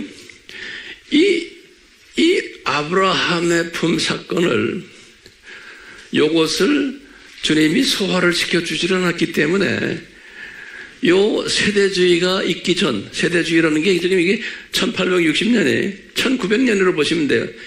이 전 쭉 교회 시대 1900년 동안은 주로 가지고 있던 사상이 뭐냐면 로마 카톨릭의 무슨 사상이에요? 연옥설인 거예요. 종교개혁가들은 믿질 않았지만 그래도 이분들이 이 사람들처럼 다비이즘처럼 자기네의 독특한 교리를 내놓지 못했어요. 종교개혁가들이 칼빈이니 누구니 할 거 없이. 그러니까 이분들이 보기에 답답하니까 이거를 내놓은 거예요. 이 세대주의 사람들이. 자, 그러면 이 소위 그 전에 이 고민했던 사람들이 제가 연옥주의가 비성서적인 부분이 있지만 그걸 내가 좀 설명할 거예요. 이것을 만든 사람들이 나쁜 사람이다라는 내가 의미에서 이야기하는 게 아니에요. 오케이? 그 다음에 세대주의를 말하는 사람은 저것도 성서적인 면에서 좀 문제가 있지만 나쁘다라는 이야기 하는 게 아니에요. 왜? 그 당시에는 여기까지 오는 데에 엄청 노력을 한 사람들이에요. 예. 그러니까 하나님이 주신 그런 만큼을 사용한 사람들이. 예. 그렇기 때문에요. 우리는 내가 저거 알고 요만큼 알고 있으면 저거 틀려먹었어 하고 하는데 그러지 마시고 이제는 큰 그릇은 다 보고는 이 사람들은 이 수준으로 봤구나. 이렇게 보시면 돼. 알겠어요? 예. 이제 안식교도 마찬가지인 거예요. 지금 세대주의가 이렇게 나올 때 거의 비슷한 때 안식교가 또 나타났어요. 안식교가. 여기 보면 1844 안식교를 제일 먼저 만든 사람이 여기 윌리엄 밀러라고 그래요. 아주 유명한 사람이에요. 윌리엄 밀러라고요. 요 안식교는 여기 보면 seventh day, 영어로 써놓는 게 훨씬 좋아. 이게 오리지널이에요. seventh day, 7번째 날 그런 소리죠. seventh day adventist라고 그래요. advent란 말이 뭐냐면 예수님의 재림을 이야기할 때 그 단어가 advent라고 그래요. 영어로 해. adventist 그런데 seventh day adventist 그래요. 그러면 우리말하면 우리식으로는 안식교예요. 근데 그 안식교 사람들은 이걸 풀면은 그대로 이렇게 됐어요. 제7일 seventh day. 그 다음에 안식이란 말은 여기 adventist는 예수님의 재림이라는 소리. 제7일 안식일 예수 재림교회 이렇게 써 있어요. 이 안식교회 본 이름이. 그래서 선교제에 나가면 이분들은 뭐라고 부르냐면 그냥 이 백인들 사이에서는 그냥 SDA라 불러요. 그래서 이 선교제 이분들이 전 세계 선교사들을 엄청 내보냈어요. 이분들도 예수님의 재림을 엄청 기다리는 그룹들이에요. 어느 팀보다도 예수님의 재림을 굉장히 기다리는 팀이에요. 이 교단을 만든 사람이 그래요. 창시자가. 그래서 이 교회 이름도 애드번트, 세컨드 커밍 오브 지저스. 지금부터 1100년 전이죠. 120-30년 전이죠. 현재 교세가 2천만 명이에요. 전 세계에. 엄청 많아요. 아프리카니 이 아시아의 여러 나라에도 우리나라는 좀 적지만요. 다른 선교지에 나가면 SDA가 굉장히 많아요. 제가 선교지를 다니면서 이 백인 미셔너리들하고는 자주 교제하는데요. 우리끼리 이제 말할 때는 자기는 SDA라고 그러죠. 근데 이제 우리나라에서는 안식교를 이단이라고 말하는 그룹들도 있고 또 그렇지 않다라고 말하는 거예요. 그러니까 전 세계 어느 교회나 마찬가지예요. 왜냐하면 이분들이 이단적인 부분이 있지만 예수 그리스도나 삼위일체를 부인하는 그룹들은 아니에요. 그렇기 때문에 엄밀한 의미에서는 하나님의 자녀들이에요. 구원은 교리에 의해서 구원받는 게 아니잖아요. 누구 때문에 구원받는 거예요? 예수 그리스도 삼위일체 그대로 다 믿어요. 굉장히 강하게 믿어요. 이분들이. 근데 이분들은 문제가 뭐냐면 이 구약을 보는 시각하고 종말론이 문제가 있어요. 예수님을 엄청나게 사랑하는데도 똑같아요. 지금 세대주의도 마찬가지예요. 예수님을 엄청 사랑해요. 이 사람들이요. 저나 여러분들보다도 더 예수님 사랑하는 사람 더 많아요. 제가 이쪽 안에 깊이 들어가서 그분들 제가 많이 알거든요. 세계적인 지도자들도 많이 아는데요. 이 세대주의 사람들 보면 깨끗한 사람 엄청나게 많아요. 미국의 신학교들도 이 세대주의 신학교들은 신학교들이 굉장히 깨끗해요. 네. 그런데 거기에 이런 문제들이 좀 있는 거예요. 제가 아까 세대주의 잠깐 내가 덜 말했지만 일부 칼비니즘이고 일부 알메니안주의라고 그랬죠. 똑같이요. 내가 어디다 적어놨나? 이 사람들은요. 일부 오순절 계통 사람들이에요. 오순절. 다시 말하면 오순절이라 그러면요. 그냥 오순절 하지 말고 미국에서는 그래, The Assemblies of God, 하나님의 성회라 그래요. 그건 우리나라 여의도 그룹, 그쪽 계통이 하나님의 성회. 이런 팀들 있고, 그 다음에 아예 그냥 펜타코스탈이라는 이름을 붙여서 교단 만든 곳도 있어요. 예. 이런 뜨거운 오순절 계통이 있어요. 우리 예를 들면 우리나라에도 이제 요새는 뭐 다 많이 나오지만 웹에 보면은 뭐 아무개 무슨 내 이름을 대진 않겠어요. 뭐 예언하는 사람들 또 무슨 뭐 여러 가지 뭐 그런 백인들 많죠. 우리나라에. 그 다음에 피터 웨그너 그룹이라고 또 해서 우리나라에 그런 게 있어요. 우리나라에 지금 많이 들어와 있지만 이런 사람들이 뿌리는 어디냐면 다 이 세대주의 뿌리를 가지고 있어요.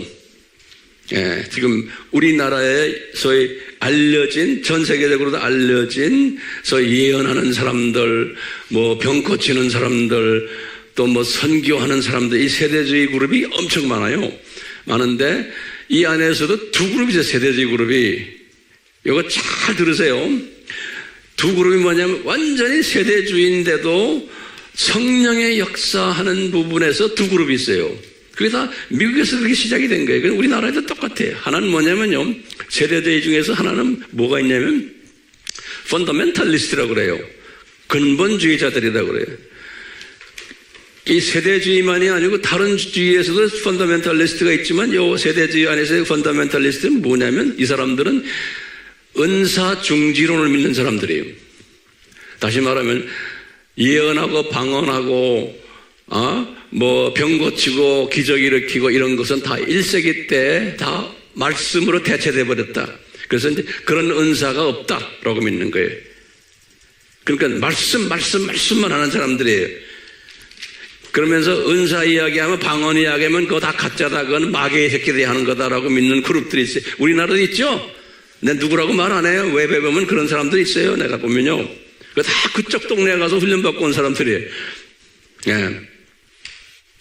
그래서 이제 그런 사람들은 어떤 때는 교단이 어떻게 독립침례교회다 뭐 이런 게 뭐냐면 다 그런 사람들이 많아요. 어느 교단에 속해 이제 그 침례교라는 이름을 가지고 독립이라는 이름 붙인 사람들. 그게 옛날에는 우리나라에서는 별로 없었지만 이제 우리나라에도 이제 꽤 많아졌어요. 이런 사람들 중에서 뭐냐면 예언하면 방언하면 다 가짜다라고 보는 그런 사람 봤어요? 못 봤어요? 그러면서도 뭐야? 세대주의적인 사고를 가지고 있는 사람들이 이스라엘 이야기하고 뭐 이야기하고 제3성전 이야기하고 이러는 거예요. 또 정반대로요. 같은 세대주의인데 뭐냐면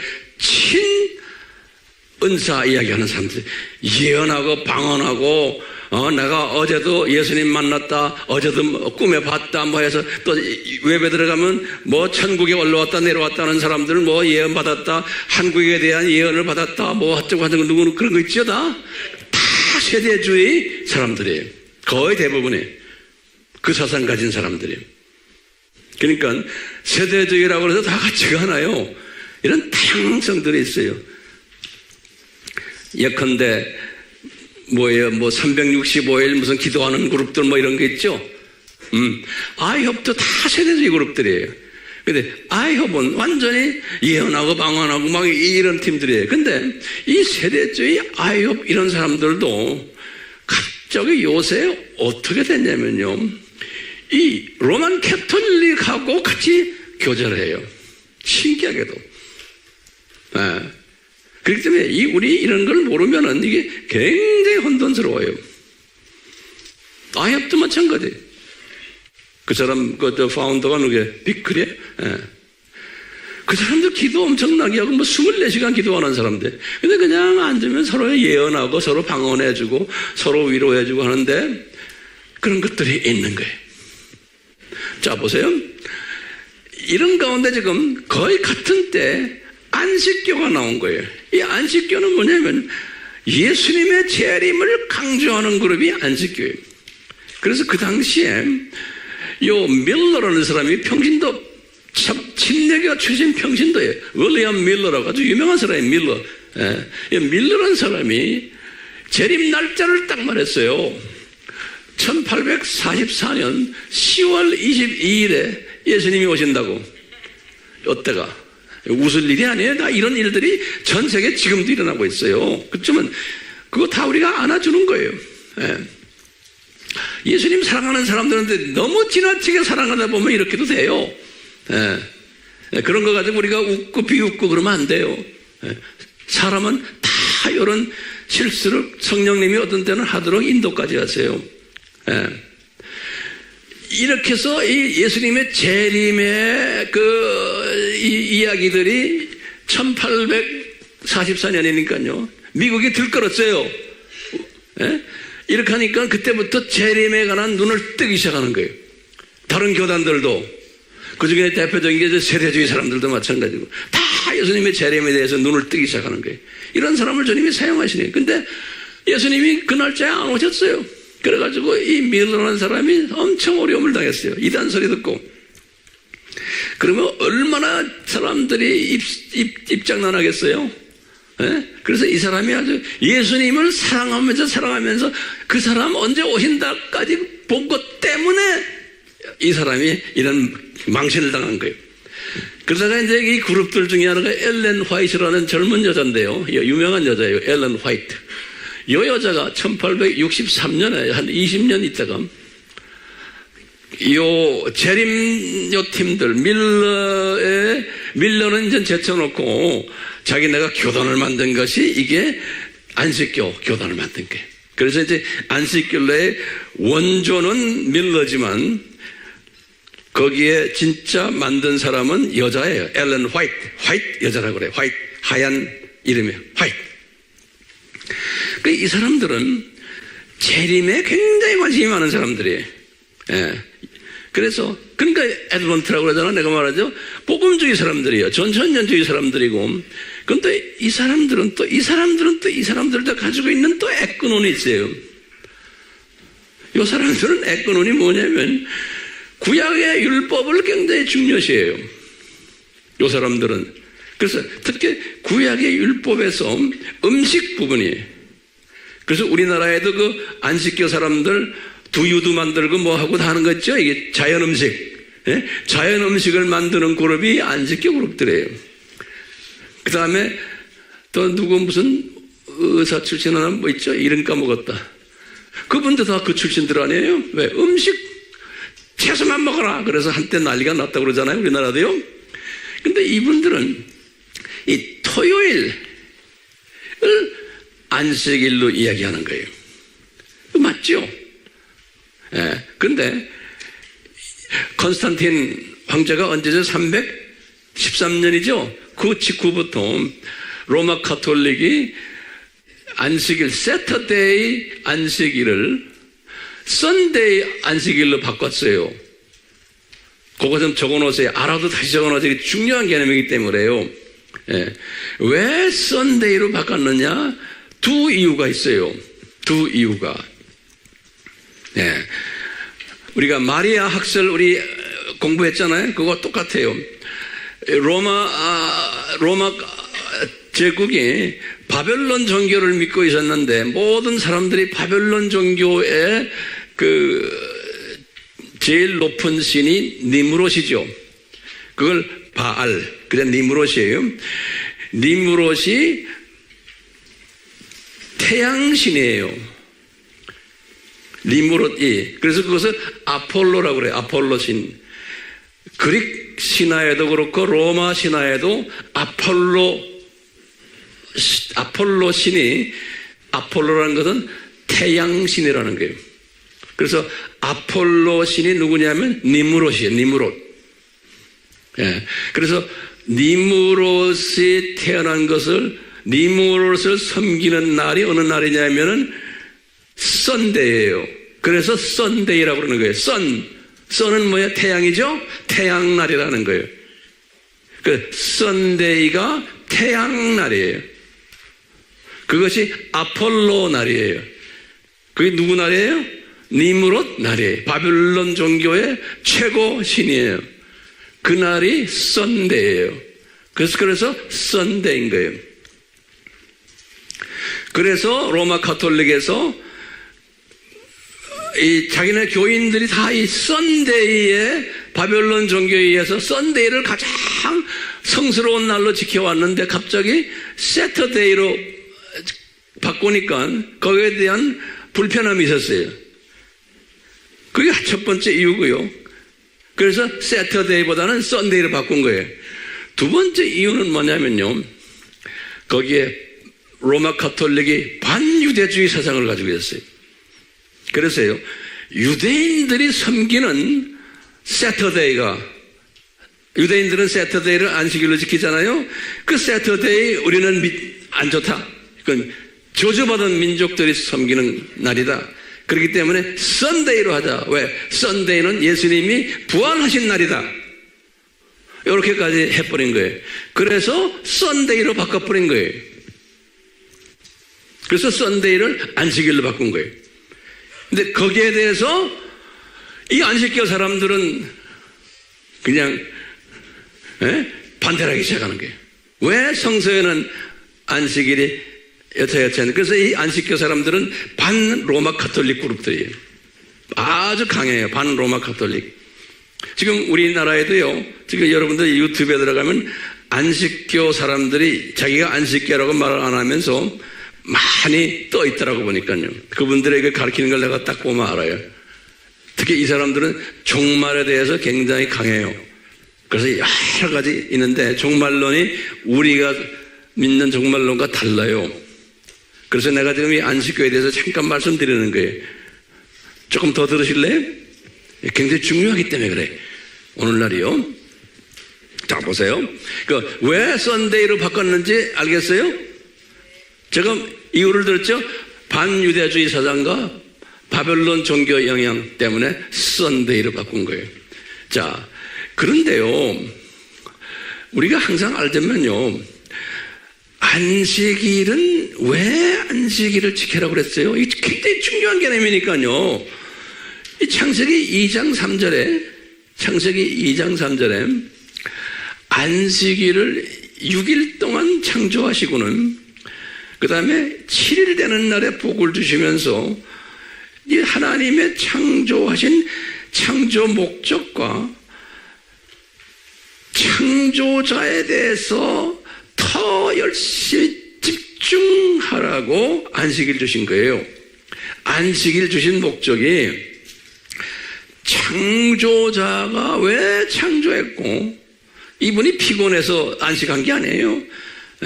그래서 우리 인간들에게 창조 목적과 창조자가 누구라는 것을, 그 다음에 너희들의 사명이 뭐라는 것을, 우리 인간들이 창조 목적 파트너 아니에요? 이것을 항상 묵상하라고, 이것을 재확인하라고 하는 날이 여기 안식일인 거예요. 안식일인 거예요. 그래서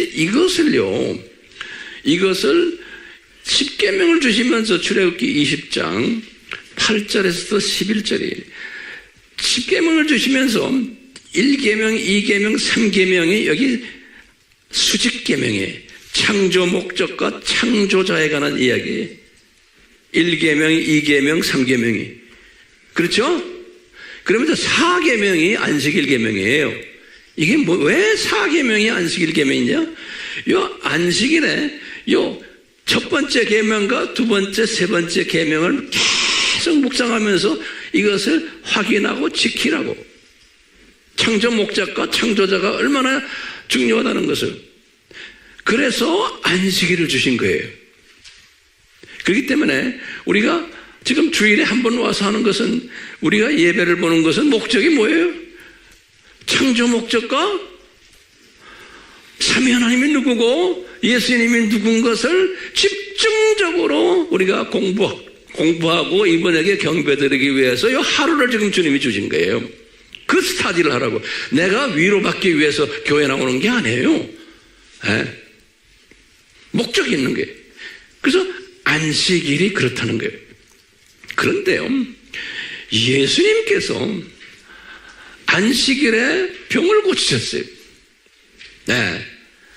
그러니까 유대인들이, 이 율법 하는 유대인들이 왜 안식일 범하느냐, 그러니까 예수님이 하신 말씀이 중요한 말씀하신 거예요.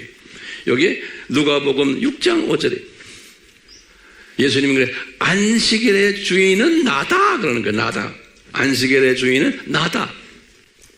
그러니까 너희들이 안식일 날에 나를 묵상하고 나를 존경하고 나를 경외하기 위해서 안식일을 준 거지.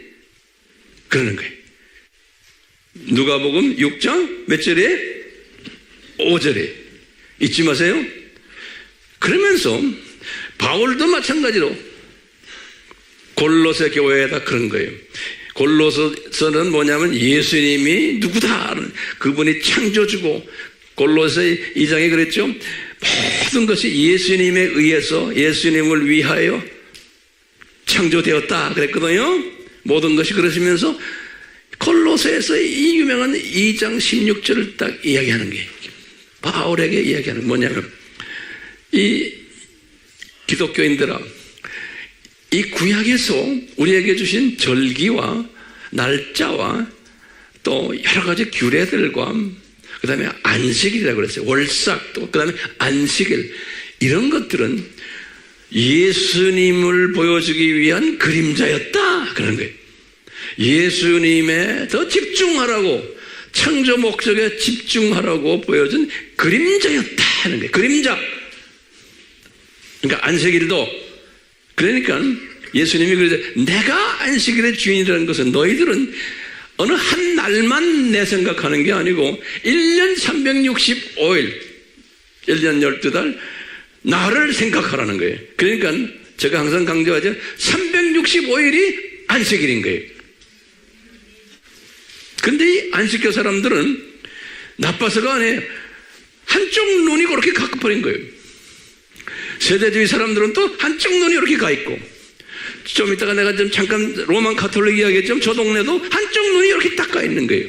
그러니까 시각이, 하나님이 다 예수님을 사랑한다고 자기네 열심히 하는 사람들 전부 다가, 그런데 하나님이 시각을, 큰 독수리 시각을 주지 않고 조그만 참새도 그냥 한 동네만 쳐다보게 만들어놨어. 하나님이 그렇게 하신 거예요. 그걸 우리가 비평을 하면 안 돼. 아하, 이분들을 통해서 우리가 배울 게 있는 거예요. 세대주의를 통해서 배울 게 있고, 요 안식교를 통해서도 배울 게 있는 거예요. 근데 이제 안식교 이분들이 한쪽에 아주 눈이 감긴 쪽이 하나가 있어요. 그게 뭐냐면 수면설이라 그래요. 제가 이 아브라함의 품과 연관돼서 성령님이 나에게 딱, 황 목사야, 안식교 설명 좀 해줘라. 안식교 사람들이 가지고 있는 또 문제점이 하나가 뭐냐면 수면설이에요. 수면설. 이게 무슨 말이냐면, 요거 잘 들으세요. 이 사람들은 우리가 죽으면은 우리가 낙원에 가는 게 아니고 이 땅에 묻혀서 잠잔다라고 믿는 거예요. 그걸 수면설이라 그래요. 이 땅에 묻혀서 잠잔다. 그러면 성경에 어디에 그런 게 나오길래 이 사람들이 이것을 이렇게 고집부립니까? 그러면 분명히 성경에 나오죠. 바울이 말한 거예요. 데살로니가전서 4장 15절에서 17절에. 이게 이제 지금부터 이거 노트 정리 잘 하세요. 내가 공간이 없어서 여기 말 안 했어요. 바울이 뭐라고 그랬냐면요, 예수님이 공중에서 재림에 오실 때 신부감들을 데리고 내려오는 거예요. 그러니까 높은 이미 낙원에 올라가 있는 높은 분들을 데리고 내려오는데, 그러니까 그 전 시대, 구약 시대부터 신약 시대에 죽어서 저 위에 올라가 있는 사람 중에서 신부감들, 다시 말해 결혼식을 해야 되니까 혼인식에 거기에 참여하기 위해서 데리고 내려오는 사람들이 있어요. 예. 그 데리고 내려오는 사람들인데 그분들은 육이 어디 있어요? 그분들의 육은 이미 땅에 묻혀버렸죠? 그렇죠? 그러니까 땅에서 잠잔다라고 하는 거예요. 육이. 그리고 그분들의 혼과 영은 어디 있어요? 낙원에 있죠? 그러니까 그분들의 혼과 영이 내려올 때 땅에서 잠자던 자들이라는 거는 이분들의 잠자던 육이 일어난다는 거예요. 일어나가지고 변화돼가지고 육이 변화돼가지고 영광스러운 육으로 변해가지고 이분들의 혼과 영과 만나는 장면이에요. 그래서 육, 혼, 영이 만나는 거예요. 그리고 우리 남아있는 사람, 들림받는 사람들도 이 육이 갑자기 변화돼가지고 영화로운 육이 돼가지고 우리의 변화된 육과 혼과 영이 예수님을 올라가서 만나는 거예요. 오케이? 근데 우리 이분들이 지금 이 안식교분들이 잠잔다 그러니까 그걸 그냥 통째로 우리는 육만 잠자고 있는 건데 혼과 영은 이미 낙원에 올라갔는데 예수님이 강도 보고도 너 오늘 나와 같이 낙원에 있으라 그랬잖아요. 그쪽 눈은 까막 눈인 거예요. 그래가지고 지금 들림 사건 요걸 가지고 뭐냐면 육이 잠잔다는 것은 사람이 잠잔다는 거야. 다시 말해 육혼영 다가. 그러니까 사람이 죽으면은 다 땅에 묻혀 있다는 거예요. 땅에 묻혀 있다는 거예요. 그러면 낙원 이야기를 좀 그쪽은 또 안 봐요. 죽어라고 안 말하네. 그 다 하나님이 그렇게 예수님을 사랑하는 분들인데도 한쪽 눈을 그렇게 애꾸를 만들어 놨어요. 여러분들 여기 서 있는 황 목사도 한쪽 눈은 어딘지 애꾸가 분명히 나도 있을 거예요. 100% 다 그냥 확 다 터놓기 맞지는 만들지를 않으셨어요. 그러니까 교단이 그렇게 많은 거예요. 하나님께서요. 그러니까 나와 다른 사람 예수 안에서 예수를 믿는 삼위 하나님을 믿는 예수님 외에는 구원이 없다고 하는 모든 사람들 안에서 조금 이건 모든 조금 이 가지들이 좀 다른 거에 대해서 서로 옳고 다르고 싸움하지 마시라고 제가 지금 말씀하는 거예요. 거기에 대한 성경 구절 여기 다 들었어요. 여기. 고린도전서 15장 18절 똑같아요. 고린도전서 15장 20 전부 다 잠자는 자들이라는 단어가 나오거든요. 이 잠자는 자들을 이 사람들은 천국에 안 올라가고 사람이 죽으면 그대로 다 이 땅에서 잠자고 있다고 믿는 거예요. 그러니까 이분들은 아브라함의 품을 믿겠어요? 아브라함의 품 안 믿죠. 자, 그럼 이쪽으로 잠깐만 봐요. 이제 이거 정리하고 내가 끝날게요. 자, 교회 시대가 시작됐을 때, 이 교회 교부들, 12 제자들은 여기까지 깊이 생각을 안 했던 것 같아요. 이 죽어서 우리가 그냥 낙원에 간다. 그 다음에 복음 안 받은 사람들은 그냥 지옥 간다. 이런 단순하게 그냥 믿고만 계셨던 것 같아요. 그 당시에는. 자, 보세요. 요한이라고 12 제자 중에 제일 늦게 오래 분이 요한이죠. 요한이 96년에 기름감에 들어가서 이제 순교당했잖아요. 요한의 유명한 제자가요, 폴리캅이라는 사람이 있어요. 요거 이제 잘 들어놓으세요.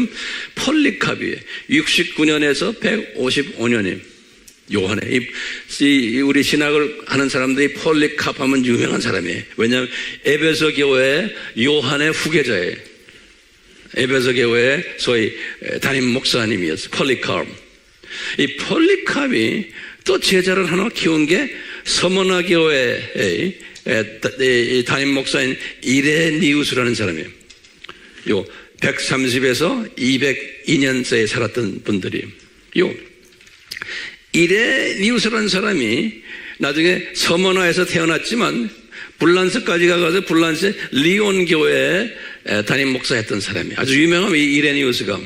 근데 이레니우스 이때부터 이 사람이 고민하기 시작하는 거예요. 도대체 우리가 죽어서 어디 가느냐? 또 예수님을 안 믿었던 사람 중에 착한 사람들은 어디 가느냐? 복음을 받지 않았던 딴 나라 사람들은 어디 가느냐? 이런 고민을 이레니우스가 이 고민을 하기 시작하는 거예요. 그렇게 거룩한 고민이죠. 근데 해답을 찾지 못했어요. 그러다가 이제 이분의 라인으로 유명한 어거스틴이 나온 거예요. 이 어거스틴은 이건 아프리카 사람이 사람은요. 354년에서 430년. 이 어거스틴이 로마 카톨릭 교회의 대표적인 신학자예요. 이제 로마 카톨릭 교회의 신학의 이론들을 만들어낸 분이 이 사람뿐이 아니지만 대표적인 분이 어거스틴이라고 그래요. 우리 이야기 많이 들었죠? 어거스틴이에요. 네. 어거스틴이 우리가 죽어서 어디로 가는지 이 부분을 우리가 좀 계속해서 좀 연구해보자. 그래서 이것을 가지고 있던 어거스틴 쪽에서 하다가 이 사람이 죽고는 나중에 그 유명한 그레고리 1세 첫 교황이에요. 첫 교황 때 이 그레고리 1세 교황이 이거 가지고 또 고민하는 거예요. 그래서 이제 그냥 대강의 그림을 그린 게 연옥설의 그림을 대강 그려놨지만 공식화하지는 못했어요. 그러다가 500년이 지나갔어요. 500년 지나가서 이 르네상스 시대인데 유명한 로마 카톨릭에서는 제일 유명한 신학자예요. 토마스 아퀴나스라는 사람이에요. 이태리 사람인데 토마스 아퀴나스 이름 들었죠? 1225년에서 1274년 때 유명한 지금도 토마스 아퀴나스 신학교가 있어요. 로마 카톨릭 안에 아주 유명한 사람이에요. 이 사람이 어느 정도 정돈을 해놨어요.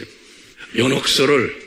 근데 이것도 초안까지 만드는데 또 한 300년 걸렸어요. 그러니까 엄청난 고민들을 한 거예요. 로마 카톨릭 안에서요.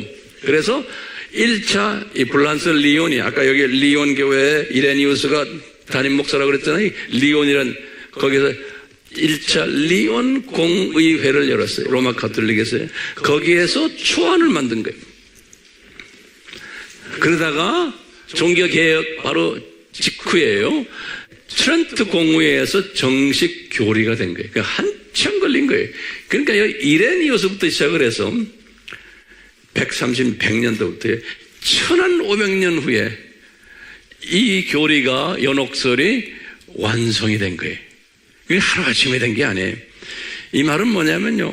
하나님의 그 당시엔 기독교인들은 이분들밖에 없었기 때문에 이분들이 이걸로 고민하도록 하는 게 매일 성경을 읽어도 아브라함의 품의 그 신비를 보지 않고 이분들은 그쪽은 이렇게 딱 가려놓고 계속 이것만 이렇게 보게 하는 거예요. 그러다가 이제 이거를 교리화하는데 중요한 성경 구조를 찾은 게 로마 가톨릭에서는 우리한테는 외경인데 세칸 마카비라고 그래요. 마카비라는 성경책 후서란 소리예요. 마카비 후서 12장 43절 45절에 이런 말이 써 있는 걸 근거로 한 거예요. 죽어서 천국 가지 못하는 자들은 그분들을 위해서 기도를 하자. 왜냐? 이들이 부활하여 천국 갈 수 있다라는 말이 있어요. 자, 요 말을 우리가 아브라함의 품으로 생각하면 이 말이 이해가 돼요? 어느 정도 좀 되죠? 예? 그 마카비를 통해서 이런 아브라함의 품에 비슷한 이야기를 해준 거예요. 이게 정경은 아니지만 로마 가톨릭 사람들은 자기네들은 이 외경을 믿어요. 예. 자, 그것을 마태복음 12장 32절에서 이 로마 가톨릭에서 이 성구를 가지고 여기다 뜯어 붙이려고 그러는데 내가 이 성구는 여기하고 맞지가 않아요. 마태복음 12장 32절에는 너희들이 나를 거역하면은 괜찮지만 성령을 거역하면 너희들은 이 세상만이 아니라 저 세상에도 너희들은 구원받지 못한다 이런 말이 있어요. 그때 그 저 세상을 이 로마 가톨릭에서는 연옥으로 해석을 해버렸는데 제 생각엔 요 말씀은 그게 아니에요. 그렇지만 요 마카비, 세컨 마카비, chapter 12, verses 43, 45 요것이 이분들의 가이딩 해주는 성경 구절이에요. 그래서 연옥설을 믿는 교단들은 지금 보시면 로마 가톨릭이 12억인데 지금 예전엔 내가 한 50%, 52% 봤는데 조금 줄어들었어요. 44%. 동방정교회가 뭐죠? 그리스 정교회, 러시아 정교회, 그 다음에 지금 슬로백 사람들의 정교회들이 동방정교회 2억 5천, 8%. 동양정교회, 에티오피아 정교회, 애굽 정교회, 시리아 정교회 이런 정교회들은 또 8,200만. 해서 80억 세계 인구 중 기독교인이 27억인데 지금 여기 보니까 약 한 5% 정도가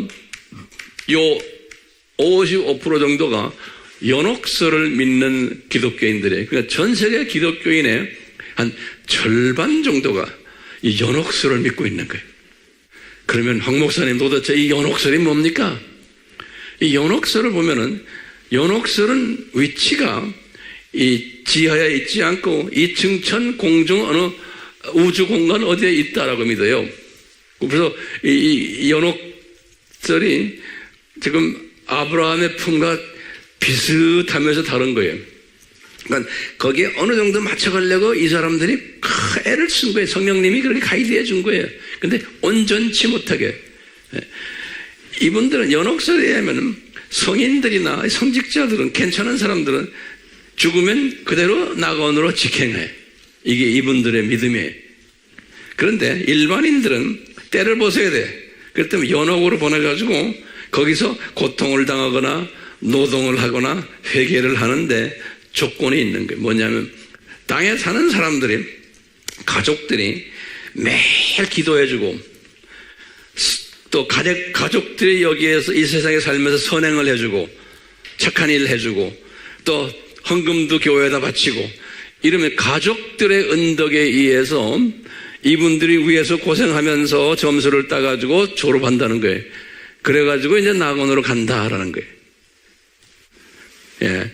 그런데 이 악한 사람들은 아예 처음부터 지옥으로 직행하는 사람들도 있고, 또 연옥에 갔다가 회개 안 하고 계속 골질적이는 사람 중에는 지옥으로 보내는 사람도 있다라고 내가 보면 또 그 써 있어요. 예. 그 연옥설은 지금 보시면은 아브라함의 품과 같아요. 개념이 다르죠. 다르면서도 비슷한 부분도 있죠. 연옥서가 차이점이 있으면 위치가 다르고 대상이 다르고, 이 사람들은 나머지 로마 카톨릭 사람들만 연옥에 가는 거지, 비기독교인들, 그 당시에는 로마 카톨릭밖에 없었으니까 이제 그 사람들은 다 지옥 간다는 거예요. 그 다음에 졸업하는 조건도 다르죠. 이 사람들은 선행을 해야 돼. 그렇기 때문에 로마 카톨릭에서는 그 바티칸 그 성전을 지을 때도 면죄부를 팔았잖아요. 그게 뭐냐면 면죄부를 사면은 연옥에 있는 가족들이 좋은 데로 옮겨간다고 믿었던 거예요. 다 이 연옥설에 의해서. 그렇기 때문에 이 아브라함과의 품과 비슷하지만 그 내용이 다른 거예요. 그래서 제가 이제 오늘 결론적으로 아브라함의 품이라는 이 내용을 우리가 지금 섭렵하면서 왜 과거 교회 역사 속에서, 2000년 역사 속에서 아브라함의 품이라는 요 단순한 가르침을 왜 1세기 때에 그냥 심플하게 가르쳐 주지 않았냐. 내가 우리 질문에 그건 노트에 꼭 좀 적으세요. 이 예수님께서 12 제자들을 통해서나 또는 바울을 통해서 심플하게 아브라함의 품 이야기를 설명해 주셨더라면 지금 이 연옥설이니 이 지금 세대주의의 7세대 구원론이니 안식교 잠자는 논이니 이런 게 다 필요 없잖아요. 예? 미리 쫙 가르쳐줬으면. 지금 이분들이 엄청 고생한 분들이에요. 우리를 위해서. 근데 자기네들도요. 그래서 하나님께서는 역사의 주인 되시는 예수님은요, 너희들에게 이 쉽지만 이 깊은 하나님의 마음을 그냥 쉽게 1세기 때 예수님이 다 한꺼번에 다 줘버리면은 예수님이 보시기에는 이놈들이라는 건 우리 하나님의 자녀들이에요. 이놈들이 그렇게 예수님의 보혈 사건을 그렇게 고맙게 생각하지 않을 거라고 본 거예요. 그렇기 때문에 이 보혈 사건의 중요성과 절대성, 또 하나님의 자녀들이 창조 목적을 훈련받기 위한 이런 학교 프로그램을 하나님이 짜시고는 학교이기 때문에 이렇게 학년 가면서 이 아브라함의 품에 관한 내용이 조금씩 발전되는 거예요. 학년 올라갈수록. 그러면서 또 조금 애꾸는 식으로 변질된 잘못된 아브라함의 품 이야기들을 이 사람들이 만들어가지고 그걸 또 가르치도록 하면서 가는 거예요. 시행착오를 겪게 하면서 계속 가게 하시는 거예요. 그러면서 내가 볼 때 내가 이제 짐작하는 거예요. 이 로마 카톨릭의 이 연옥설을 믿고서 있던 사람들이 정말 예수 그리스도의 보혈 사건을 철저하게 믿는 하나님의 자녀들이라면 그런 사람들은 분명히 죽었어요. 죽었는데 딱 보니까 어떤 분들은 낙원으로 턱 그냥 직접 올라가 본 분도 있고, 그럼 연옥이 어디야? 없네? 그런 분들 분명히 있었겠죠? 연옥을 계속 믿고 있다가 또 어떤 분들은 내가 보니까 이게 아브라함의 품이네? 여기에 세미나가 열리네 지금? 이런 분들도 분명히 있었겠어요? 없었겠어요? 있으면서 아브라함의 품에 가서 내가 여기 와서 지금 논산훈련소에서 지금 창조 목적 삼위 하나님 기독론을 아주 집중 교육받는 곳이구나 여기가 하는 것을 깨닫고는 아마 열심히 공부하다가 올려보내지 않았나. 또 지금 여기 보면 세대주의 분들도 마찬가지.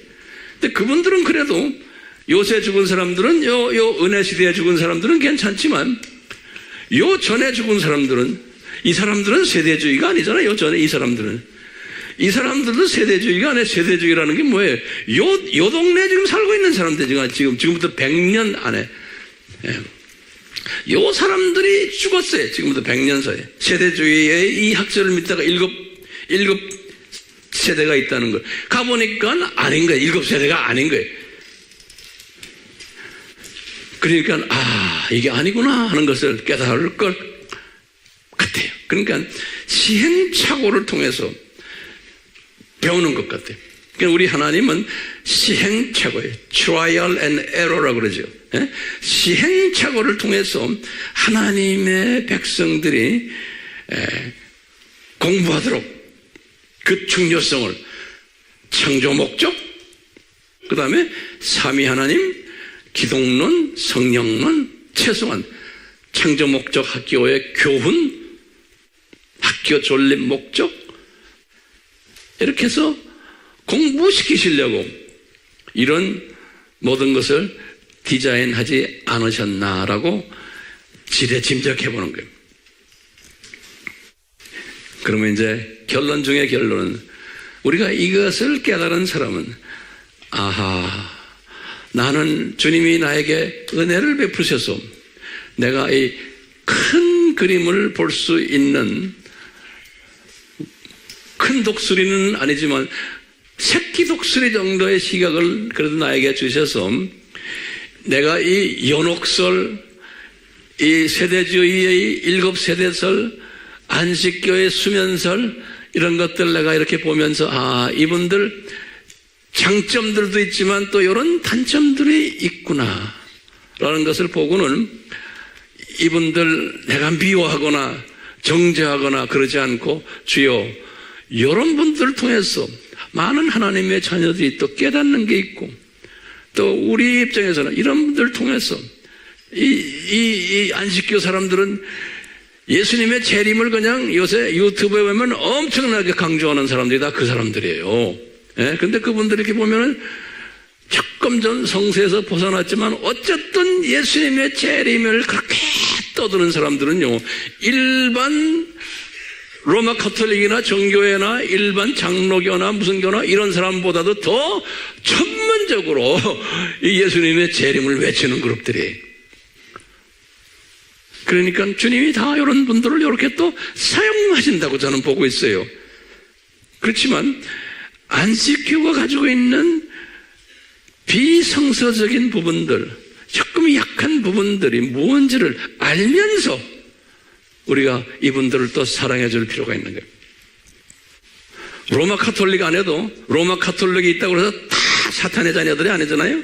로마 카톨릭이 요새 와서는 종교다원주의로 변해가지고 그렇지만 그 안에도 하나님이 사랑하는 형제 자매들이 분명히 그 안에 많다고 저는 보고 있어요. 삼위 하나님과 예수 그리스도에 대한 정체성을 깊이 깨닫는 분들, 이 마리아가 잘못된 것도 아는 사람들 있어요. 분명히 있어요.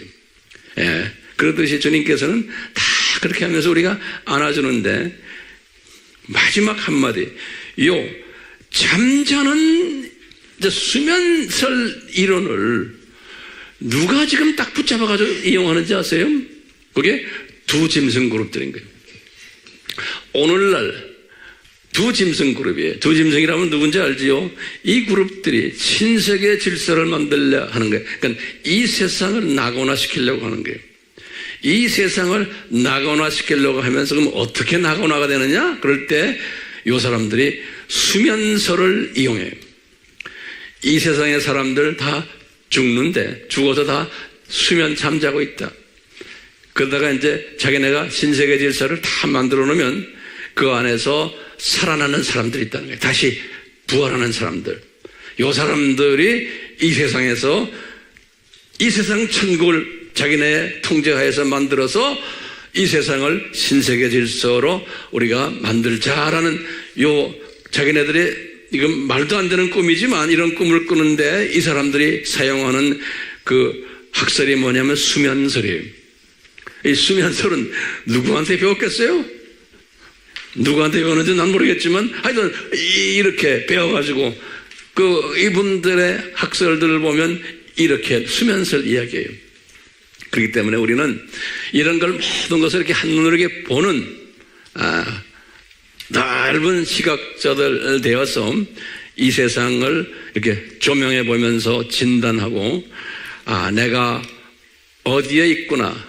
그 다음에 내 주변에 사랑하는 내 형제 자매들이 지금 저 사람이 지금 어떤 포지션을 가지고 있구나. 그러면 내가 어떻게 가이드 해줘야지? 라는 모든 이런 것들 이제 주님 여러분들에게 지혜를 주셔서 이 마지막 때 그 나팔수 역할을 하는데 도움이 되라고 오늘 이렇게 칠판에다가 이렇게 세 가지 부분을 가지고 설명해 드렸어요. 하나님 아버지, 오늘 성령님의 인도하심에 따라서 저희들이